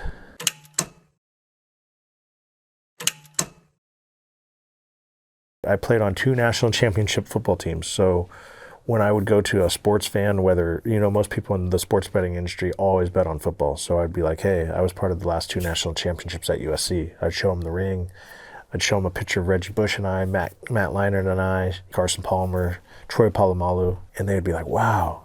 And I would use that network because everybody that gambled had some kind of liking to sports, and it was mostly football. So it was very easy to pull that card. Yeah, the clientele business was always a referral basis. It always would start small. One guy would say, hey, you should bet with O-Dog at Bet O-Dog. He played at USC, and sometimes you would get these guys called whales, and they'd come in and they're like, man, I was a big Leinart fan. I'm like, oh, you're a Leinart fan? No, well, listen, who do you gamble with? Oh, you bet with 5 dimes? I said, well, you bet with Bet O-Dog, I'll introduce you to Leinart, and I'll get you a signed football. How's that? So I'd call Matt up and, hey, I need a signed football. And, hey, where are you at next week? So I'd call my future customer, and be like, hey, I'm going to introduce you to Leinart, and we'd go meet him at the bar or at a restaurant, and just these guys would be blown away because I had that kind of relationship. And it was so easy for me and get people to switch over to my site.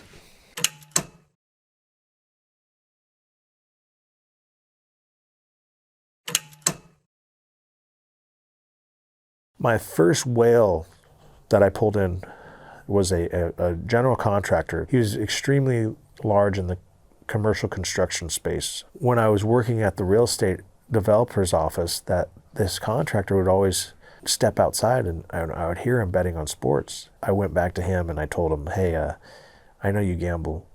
I said, what if I gave you 10% off your losses and 20% free play? And I didn't care at the time because I just wanted his business. And from there, it just was referral basis. I ended up getting 3 guys that were project managers underneath him at the office that were making $250,000 a year in construction and giving me about half of that in their paychecks. The bets started getting big right after Macho Sports got busted, and the biggest wager I took was $250,000 on a Super Bowl bet. In the beginning, when I first started this operation, I was like, man, I'm gonna lose my whole nest egg, right? And then eventually you realize the house doesn't lose. I've never had a losing year. You know, a lot of athletes and celebrities chose me because I was very discreet, right? You when you're betting and you're a professional athlete, you don't want to be known that you're betting. With me, it was like you could go to the country club, have a round of golf with me, and if you beat me the week before, I'd be there with, you know, a bag of cash to give you, and you wouldn't have to have a wire. You wouldn't have to have your wife know. You wouldn't have a text message saying, hey, you know, here's what you owe. It would just be, I was very discreet, and I made it so it was comfortable for them. You know, college athletes, you got to remember, I went to USC, so they had daddy's credit card, that American Express Black Card. I always tell people, we can use that for anything. I would have these guys, you know, put $100,000 that they owed me on a Home Depot charge. That would be, you know, $100,000 in material I have for a real estate project I'm doing. So I would never turn down a method. So if a guy couldn't pay me in cash, I would say pay me in gold or pay me with a watch. You know, I can't remember how many watches I got paid, whether it was a Rolex or AP. I've even got paid in a sailboat. You know, one guy owed me $120,000 and he ended up paying me in a catamaran sailboat.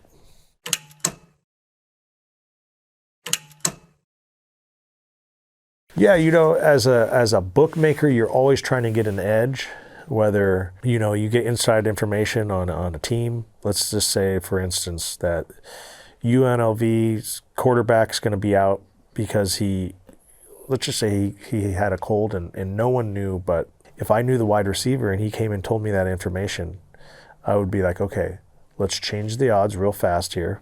Let's put the odds in our favor now because we know the quarterback's not going to play. So you get an edge. And anytime you have an edge in sports betting, it's huge. As a bookmaker, at a very young age, my mentor told me, hey, why don't you see if, you know, your old quarterback will throw the game. We'll offer him $100,000. So it happens, you know. It's just whether it can be played out, because when you're gambling in the Division I sports, you got a lot of eyes on you. Now, if it was like a smaller school, like a Division III school, then it would be a lot easier to pay someone off. A prop bet is a proposition wager. So it would be, let's give an example. If Kansas City's playing the Philadelphia Eagles in the Super Bowl, the proposition bet would be who's going to score the first touchdown. Would it be Kansas City Chiefs or the Philadelphia Eagles? Or another prop bet could be, will the quarterback throw over or under 2.5 touchdowns? So prop bets make the game more exciting. So you can have it for specific players, you can have it for teams, you can have it for anything, basically. You can even have a proposition, who will become president of the United States? Will it be Obama or will it be President Trump? So that's what a prop bet is, a proposition wager. Once the system was in place, I realized that I had so many gamblers betting on sports, I decided to expand my gambling empire. And I started to realize there was a niche for a live dealer. So I would offer my clients that were betting on sports now to bet on table games. In Costa Rica, I set up a live dealer where I would have a blackjack table and I would have the cameras on the dealer. So now I have my dealer in Costa Rica on camera, basically dealing the cards. And now as a customer, you feel like you're not getting cheated because you're playing against a real dealer that's live.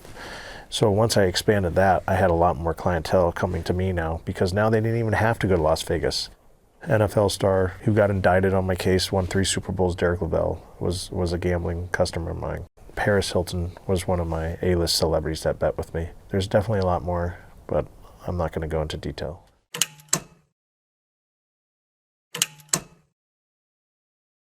I had a manager that acted as like my CFO, and he would call literally every Sunday. He would send out an email. If you lost, he would send out an email Sunday night, so Monday morning when they get to their office, they'd have an email. If they lost, it would be an email that says, you lost $2,600.52, and you can pay any of these three options. I had a gold business called the Gold Fellas, and I would give them three options. They could pay by PayPal, they could pay on a credit card through the Gold Fellas, or they could pay through a banking system, and we had shell companies. So the way I did it back then, you know, you had Bank of America, Chase, and Wells Fargo. Those were the three top banks. So I had these shell companies for each bank. The guy would get to his office Monday morning, and he could literally pay any way he wanted to. He could pay right there on PayPal, or he could run his credit card and it would be charged to Gold Fellas. We'd send out a receipt saying that he purchased, you know, X amount of dollars of gold. And that was our strategy. Now, if a guy won, we would send the same exact email to the winner, and we'd say, you won $32,000. How would you like to be paid? This was before the deposits of cash was a big deal, you know. So we would allow $9,900 we could deposit in cash into your account. So if a guy hit me for, let's say, $29,000, he could give me three accounts. So I could go 99, 99, 99 and pay through the banking system, which made it easier. A lot of people would want to meet up in person. I would send a runner, and my runners would make $100 a drop. So if a guy, like I said, won $30,000, I'd say, hey, runner A, go ahead and take it to Tony P over there and give him $30,000. And we would pay on Monday, and that's what blew us up, because most bookies, what they do is they go collect from the losers and then they pay the winners, but they don't pay the winners till like Thursday, Friday. But I had a big enough bankroll at the time that I was able to pay my winning customers on Monday, because the reason I paid them on a Monday is I want them to have the money in the hand. When someone has the money in hand, they're more likely to gamble it away and lose it faster.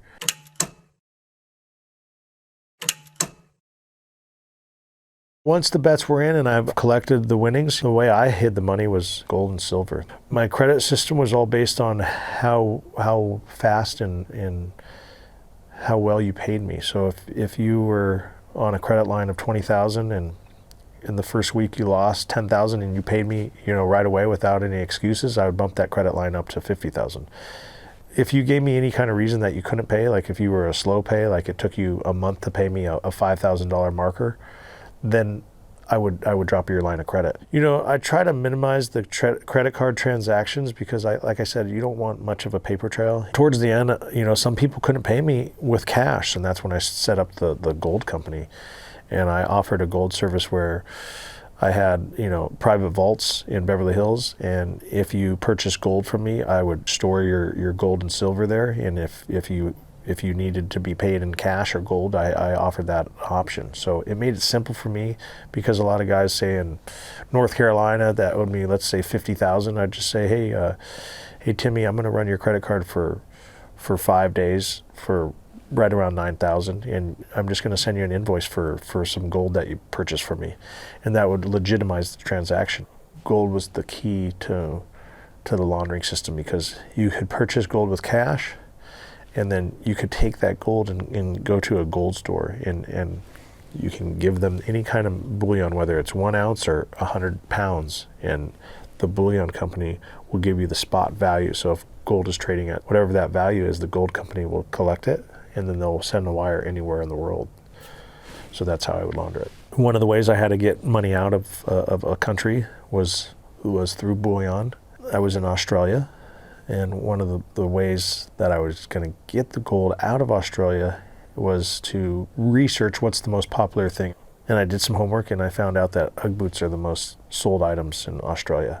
And so I purchased, you know, thousands and thousands of pairs of Ugg boots, and I'd have the 1 ounce rounds, and I would take 4 1 ounce rounds, and I'd put it in the sole of the Ugg boot, and I would tape it underneath the sole.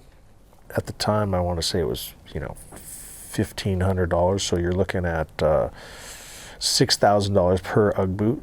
There's 2 Ugg boots, that's $12,000, and I was, you know, sending 10 pairs of Ugg boots every week, so that's 120 grand I'm laundering through Ugg boots and gold weekly. You have to move money offshore because you want to protect yourself from the U.S. government, and when you're offshore, you avoid the U.S. government finding the money, obviously. So anytime you can get somewhere where that country doesn't associate with the government or cooperate with any kind of illegal activity with the government, then that's the best place to launder it offshore. ATMs was key for my business because when someone goes into a bank, they're not going to have issues pulling out the cash if they're owner of an ATM business. So the guys that are working for me own the ATM companies. For TB, for instance, I can talk about him. He was indicted on my case. When he would go in and pull out, let's say, $80,000 on a Monday and $100,000 on a Tuesday, the teller is not looking at him like he's some drug dealer, right? The teller is looking at this business that says ATM Unlimited, and he knows right away, like, that teller knows, okay, this guy's in the ATM business. This cash is going into ATM machines that's servicing people throughout the United States when they use their ATM machine. It made it really easy to launder the money through the ATM business because he was benefiting by making 3%, and now I'm getting bags of cash without any eyes being raised. In the beginning, it was like $1 million a week, and then towards the end of my downfall, I would say, we were taking in between $10 and $20 million of bets in a week. Man, the most sophisticated money I was moving was the Bank of China. The Bank of China in Australia allowed you to deposit cash at any given time. They would transfer the money anywhere in the world you wanted it. So I would come into the Bank of China with different IDs, and I had 10 different aliases between me and 4 other guys, and the Bank of China would look at us. It wouldn't be our name, but they wouldn't know because they had no clue, and they would wire anywhere in the world for us. And that was the key to my moving my money the fastest, besides the casinos. The casinos are the best and fastest way to launder money because there's never any question. Because when you're dealing with these high roller, these clients that gamble in the casino, it's very common for them to have money either wired into the cage or cash brought in through gambling methods.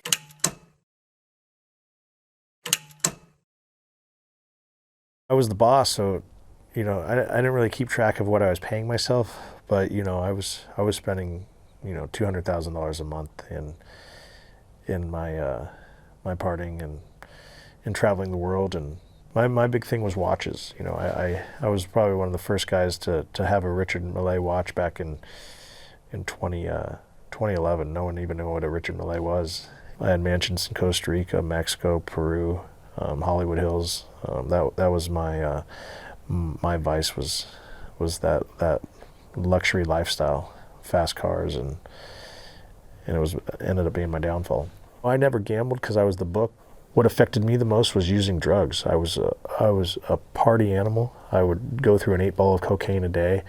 I'd do a half of Purell hand sanitizer, which a hand sanitizer is 2 ounces. I would do one of those every day of GHB, which is terrible for you. I would drink alcohol on a daily basis, and not one day went by where I wasn't partying.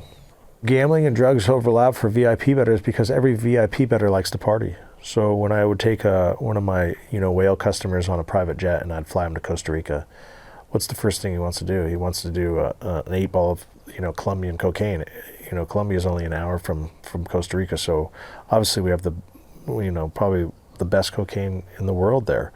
So when I bring a VIP customer to Costa Rica, and I give him the best Colombian cocaine he's ever had, and then we take him to a sports bar, and I just gave him the best VIP service of his life. So it went hand in hand with my business. When I think of betting and organized crime, I kind of intertwine together because the betting world started with organized crime back in the mafia days, right? The mob, the Italian mob. For me, they really intertwined in the organized crime world when I started taking bets for the most infamous cartel in the world. And obviously I can't speak on who it was, but I started taking bets, and next thing you know, I'm not only taking bets, now I'm helping them launder money through their illegal activity as well. And that's where my business intertwined, and I started, working in the international drug trade.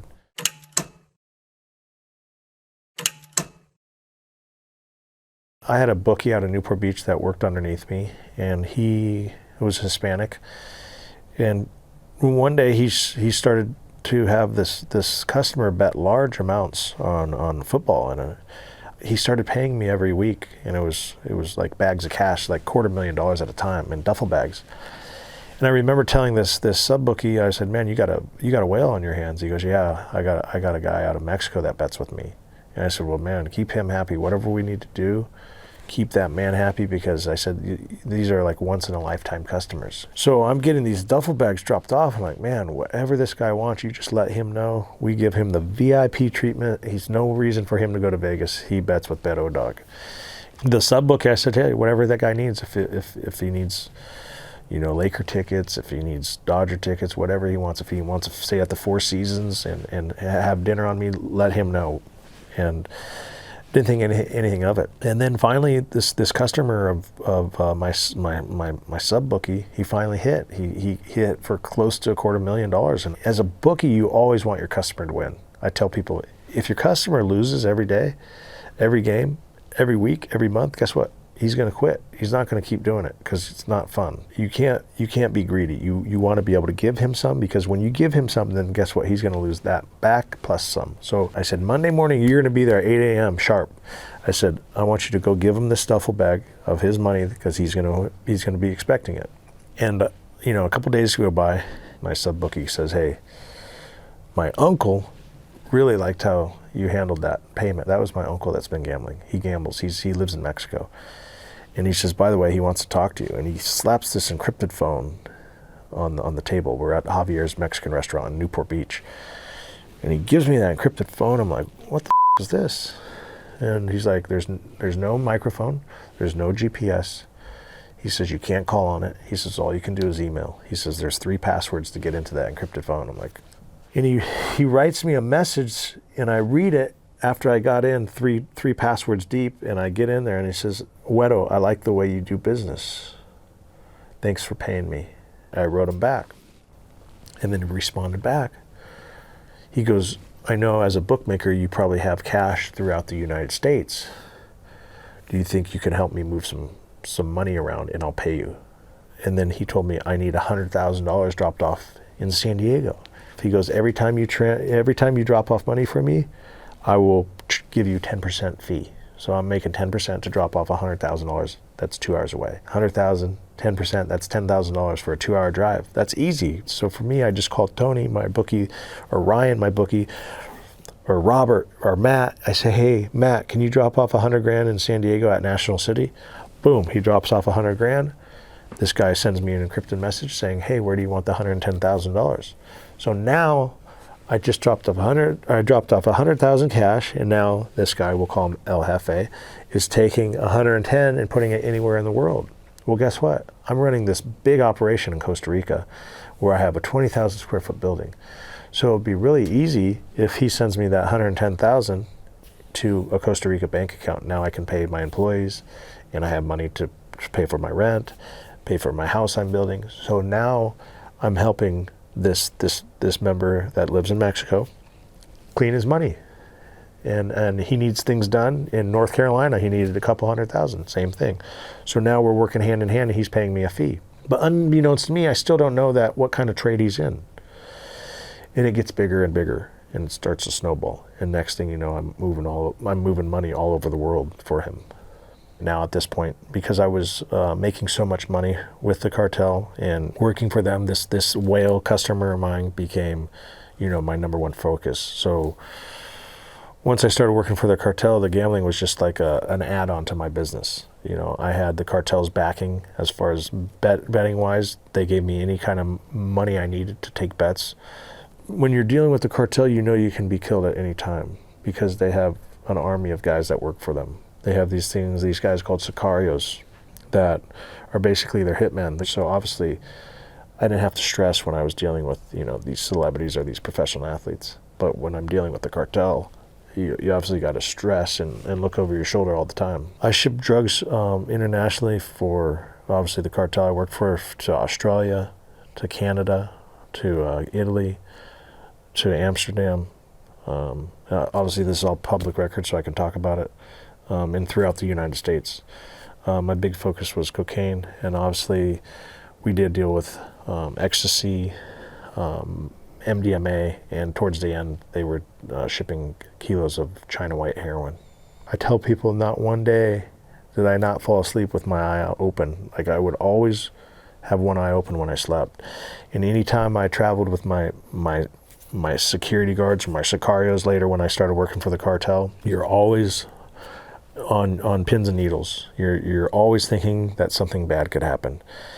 And yes, I obviously regret it, but it's the path that I chose, and I have to live with it forever. And I'm glad what happened, and I went to federal prison because I tell people going to prison is the best thing that happened to me. It saved my life.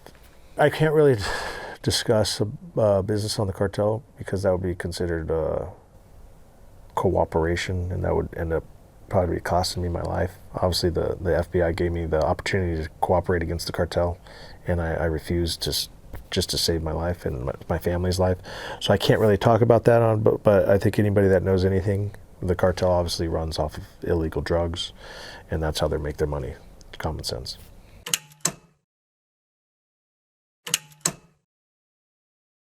For me as a bookmaker, obviously you never want to put hands on a customer to collect the money, because that's when I say hits the fan, right? So I tell people it's all about intimidation. You want to put the fear of God in them. I had collectors that were 6'6" Samoans that weighed 350 pounds, that's all their job was to do, was to intimidate. I would show up to breakfast with him, and I would meet my customer, let's say in Newport Beach, and my customer would be sitting at that breakfast table waiting, and I would show up with this 350 pound Samoan guy with tattoos on his face, and right away my customer would be like, okay, how do I pay you? If that didn't work, I used to take that ID, and that ID would have the address. So with that ID and that address, I would be able to give that to my private investigator that was on my payroll. And he was able to access that ID and give me everybody in the family's name that lived at that location. So with that information, I would take the wife's name, and I'd have my private investigator run the wife's name. And the wife's information would be where she works, what kind of car she drives. And now it makes it easier for my team to do a little more homework and send a bouquet of flowers. So one of my tactics was, if the husband was refusing to pay me and just blowing me off, I would say, let's locate where the wife works. We'll send a bouquet of flowers to her work, and we'll leave just a simple message. And the message would read, tell your husband it's time to pay up. And once they got that bouquet of flowers and they read it's time to pay up, they'd freak out. Like, what's this mean? They'd call their husband. I just got a bouquet of flowers and it says it's time to pay up. And the husband would get on the phone and call me and say, hey, don't ever send flowers to my wife again. Where do I pay? I said, well, I'm glad you got the message. And that's how I use my tactics. I would definitely say I regret scaring people. I do regret sending one of my collectors that was supposed to specifically put the intimidation factor into this client. I do regret him going to that house, and his only purpose was just to basically scare the person, because the person would never guess that I would actually have someone collect the money and show up to his doorstep in Minnesota. No one ever thought I would send someone for a guy that owed me $2,000 and send a collector, knowing I'm in Los Angeles, and send a collector to Minnesota. But it was principle, because the guy had won, $10,000 a week before. And now all of a sudden he loses $2,000 and he told me to f me, and he's not paying me. So to me, that's insulting, because now you're stealing. You stole the $10,000 that I paid you, and now you're not paying me the $2,000. So I do regret that I sent a collector to the guy's door, and the guy had some balls, and he opened the door, and he made a threat to my collector, and my collector ended up hitting him. And that got me an enhancement for, violent activity for illegal bookmaking, which in the federal guidelines, it raises your points. And when you get more points, you get more time. I got 21 and a half years for illegal bookmaking and distribution of cocaine. Now, if that violence wasn't there on my record, the time would have been a lot less. But I do regret that for sure, because I never wanted anybody to get hurt in this business. 95% of the threats, the verbal threats, or the bouquet of flowers, or, calling. Sometimes I had customers that were in their 20s and they didn't want to pay. I'd call their fathers and tell their fathers, hey, your son has a gambling problem. He doesn't want to pay. do you want to pay, or how do you want me to handle this? And usually, like I said, 95% of the time, the family member or the father would pay the debt. That 5% chance that they didn't, things got ugly, I can't stop what my collectors are doing. I'm remorseful for what I've done. I put all these bad things on the streets and ruined thousands of people's lives. And obviously, it took me to sober up to realize, like, wow, what the f was I doing?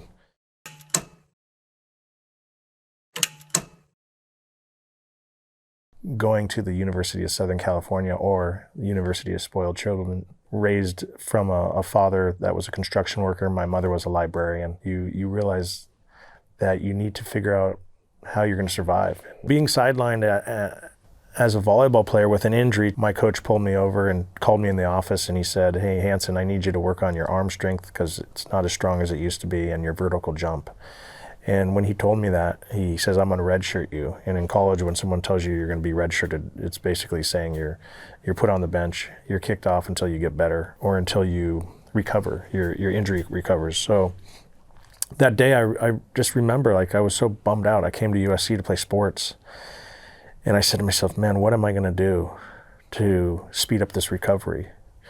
And I decided to go to Gold's Gym and talk to the biggest bodybuilder there. And he said, "You want to do it illegally?" I said, "Yeah, I want to do it illegally." He says, "You got to get steroids." And he starts writing down these names for me. And he goes, "They're really expensive." And he says, "Well, I suggest if you don't have money, you can go to the veterinarian in Tijuana." I had my grandfather's car, 1989 Toyota Camry. And I got in that car and I drove to the Tijuana border. Pulled up to the Pharmacia, and I knew I was at the right spot because there's like 6 bodybuilders in there, just big dudes. And I was like, okay, this is the spot. And I go in there and I slap the list of names on there, and the lady's just marking it off. We got that, we got that. And I'll never forget, she gives it to me, and I'm thinking to myself, okay, how am I going to get these things back? I got all these steroids. I can't just walk across the border back with them. They're going to stop me. I saw there was some gauze and some medical tape that was near the bathroom, and I said, "Do you mind if I use your restroom?" She's like, yeah, go ahead. I said, "Can I purchase some of the gauze and medical tape?" And she's like, yeah, go ahead. So I go in the bathroom and I drop my drawers, and I got my compressor shorts on from my USC volleyball days, and I drop those, and I just start taping up all these steroids, the vials, and making it, long, and so I'm like, okay, how am I going to fit it? I'm going to have to fit it in my crack, okay, and then the pills, okay, I'm going to wrap those around my legs, and I wanted everything to look as small and compact as possible. And I remember putting my compressor shorts on and going, all right, let's go. I walked across the bridge back to the US side, and you get stopped by customs, and they ask you, "Are you bringing anything back?" They said, "What were you doing in Mexico?" And my heart dropped, like I'm about to lie to this guy, right? I'm like, I was at Papa's and Beer. We were having some drinks and some tacos. He says, "Welcome back to America," and he went like this. My heart just was like, wow, what a rush. And to this day, every time I tell the story, I still get goosebumps thinking about that feeling you have that you just broke the law and you just beat the system. And from that day forward, I was like, okay, I'm going to do this for the rest of my life. Because that rush was what I kept chasing and chasing and chasing until it got bigger and bigger and bigger, which led to my downfall.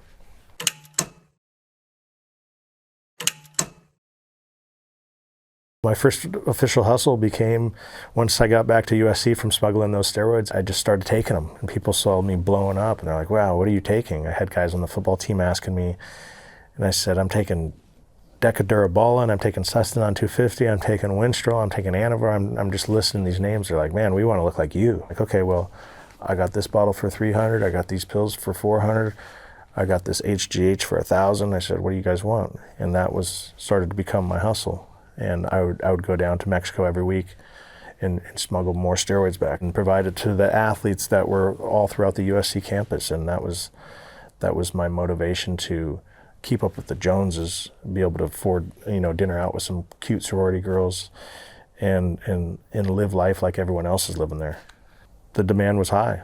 It was a thing where every week I was taking that Toyota Camry and driving to the Tijuana border, parking that Jock in the Box and walking across. And the bigger I got, the more baggy clothes I had to wear because I had to cover up the size I had. And I remember I f***ed up one summer. I had this Quicksilver sweatshirt on, and it was summertime, and it was like a double XL, but it covered my muscles, because at this point I was big. I was like 240 pounds. And the same question was asked, what were you doing in Mexico? And he passed, and he waved me forward to pass me. But there was another officer that came around, and he goes, let me pat you down, because he saw I was wearing a sweatshirt, and it was 100 degrees out, so it looked weird.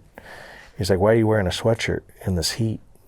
And my heart dropped, because I was like, okay, is he gonna strip me out? Because he's patting my body down. I'm like, if he goes any lower, he's gonna feel the bulge. And the bulge was down below in the private section. So he's like, all right, you're good. And he sent me on my way. And after that, I was like, okay, I gotta figure out a better way. I started to use my network of women that I was, friends with and dating, and offer them drinks. And on our way back, we'd stop at the Pharmacia, and I say, hey, can you girls do me a favor? I'll give you $100, and they'd put them in their bras and in their underwear, and that started my smuggling tactics. So when I was at SC, I realized that there was more of a demand not only for the steroids, but there's now I'm in the fraternity, and I notice all these kids are staying up late to complete their midterms, or they have finals or papers to write, and I notice a lot of these kids are taking what is Adderall, and they're buying it from like a local dealer, and they're paying $20 a pill. And then I noticed when they fell asleep, they would take Xanax to help them fall asleep, because they were so wired from the Adderall. So I was like, okay, I know I can probably get that down there. So I started to drive to Mexico and start picking up the Adderall, the Xanax, the Valiums, the Somas. And now I became this black market concierge, where I was providing everything from performance enhancing drugs for the athletes to Xanax and Adderall for the guys that were in the fraternity or the sorority girls that are staying up. And that became my new hustle. And the markup was ridiculous. I was paying, I believe, 50 cents for a Xanax, 2 milligram, and we were selling them for $5. So it's 1,000% markup, and it's something small and compact, and I can easily transport it across the border. And it's only a 2-hour drive from USC, so it worked well.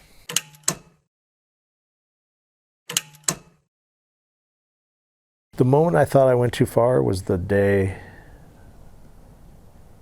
I knew that I was working for the cartel, but I continued to work for them because I was making $1 million a day in cash. When I lost cartel money, it changed my life forever, because now I became indebted to the cartel. And that's where you have to watch the documentary to see what happens. I nearly spent 10 years in federal prison. I was sentenced to 21 and a half years for racketeering and illegal drug distribution. I served my federal prison time, FCI at Lompoc, Victorville, FCI, and FCI Inglewood, Colorado. The United States government forfeited an asset forfeiture of $5 million, including millions of dollars of bullion, 4 homes, 3 Range Rovers, a Porsche Panamera, and a catamaran sailboat. I have the next 10 years under federal probation, and every month I'm checking in, doing a urine analysis, a UA. I have to meet up with my probation officer weekly and give him reports for every kind of transaction I do, for banking, any kind of money I spend. So it's difficult, but you know what, we're going to get through it, because it's a lot easier when you're not doing anything illegal, and it feels good for once. I was cutting corners because I wanted to make that fast cash, and that fast cash ended up costing me, 10 years of my life. You decide you want to go down that path, and you want to be some quote unquote gangster. Well, guess what? Gangsters belong in prison, and you're going to end up in prison one day if you go down that path of organized crime. My future goals is to create something that's the opposite of what I was doing in the past, right? I was putting these bad things on the streets, and my new goal is to put healthy treats on the streets. And the way I'm doing that is I've created this brand called California Ice Protein, and it's a protein ice cream. I wrote my book, The California Kid, while I was in federal prison, and now that's been released and that's out. And for the last 6 years, I've been working on the documentary called The Cocaine Quarterback, and that's with Mark Wahlberg's company, Unrealistic Ideas. I had a great relationship with my father. My father was my best friend. He still is my best friend to this day.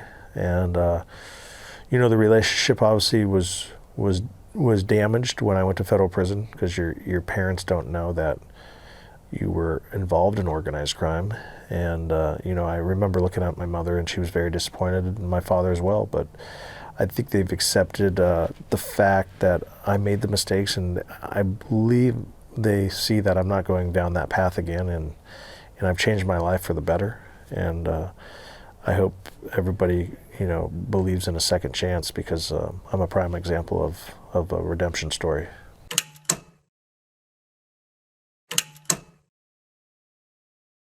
Before, an old bookmaker used to do everything pen and pencil. So when you would want to bet on a game, you'd call your bookie and you'd say, hey, I want to bet on the Lakers. And the bookmaker would say, okay, we got the Lakers at -10, over-under is 202.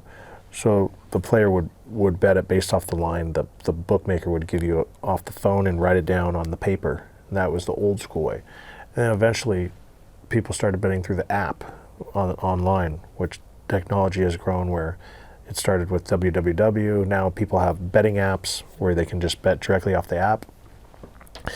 And now it's gotten so big, it's called live wagering. So if you're watching a basketball game and you bet the game for, let's just say the total was, over 202, and all of a sudden you're watching the game and you're like, man, my total's not going to hit. So now you can literally place a wager at the time of the game. So it could be the fourth quarter with 2 minutes left, and you can still place a wager to chase and hopefully catch up to your bet that you're going to lose. This day and era, I think Bitcoin is obviously the number one currency used for this illegal activity of sports betting. And I remember, man, I kicked myself for this one. My manager at the time was calling me and saying, hey, this guy wants to pay us in Bitcoin. This was like 2015. And I think Bitcoin was like $50 a coin at the time. I'm like, man, I don't want anything to do with that cryptocurrency stuff, man. I don't trust it. Tell him to go himself. He's got to pay us in cash. I truly believe that there's always going to be a niche for illegal bookmakers, but I feel the future will have legal sports betting. Eventually, people will be able to bet at all sporting event arenas throughout the United States. Sports betting is a vice. It's an addiction. Now that sports gambling is legal, you see promotions everywhere. Everyone's getting into it, from clothing companies to alcohol companies, and they're all collaborating together to create a larger betting atmosphere for people that are involved with sports. I mean, nowadays, when you're watching a football game and you see a FanDuel commercial or BetMGM, it's obviously used to be taboo, right? And now you see you're watching a football game and you're watching a BetMGM ad with Jamie Foxx, and you're like, wow, I'm going to bet with them. I want to bet with BetMGM because Jamie Foxx bets with them. And I think it's so much easier now for these bigger brands to get exposure with all the celebrity base of people they have that are, the forefront of the commercials. And it just generates a lot more activity for people to gamble. The offshore bookies, the illegal bookies, are still thriving because they're giving the line of credit. And the FanDuels and the DraftKings are no longer able to give a line of credit. They have to take a credit card or some form of payment. And there's always going to be that illegal bookmaker, because he's the one that gives you a line of credit. College football has changed drastically since my days. Now we have the NIL, and guys are getting paid. Who would ever thought college players are getting paid millions of dollars to play the game? I mean, if legal betting and NIL existed when I was playing, it would have been a whole nother path for sure, no doubt. I would have needed to be an illegal bookmaker. And obviously, if we were paid college athletes, I wouldn't have needed to start the hustle, right? The art of the hustle started in college. So definitely my life would have been extremely different. Even the guys riding the bench, like myself, right, would still get a paycheck, and that would definitely have helped. I remember reading somewhere that a third string offensive line guy was paid like $80,000 through NIL deals. So just imagine if I would have had that kind of money back then to be able to, take a girl to dinner or drive a nicer car. I wouldn't be trying to fit in like I was. Don't make that right turn, because this could happen to anyone. You could come from that same family I came from, working class, and you're trying to fit in with the rich kids, and next thing you know, you're doing illegal activity. And I wouldn't want to see anyone serve time in jail or prison, because it's no place anybody wants to be. It's the bottom of the earth. It's hell. You're in a 6x8 prison cell, and you don't see the sunlight for more than an hour a day, and it's a place that you never want to go to.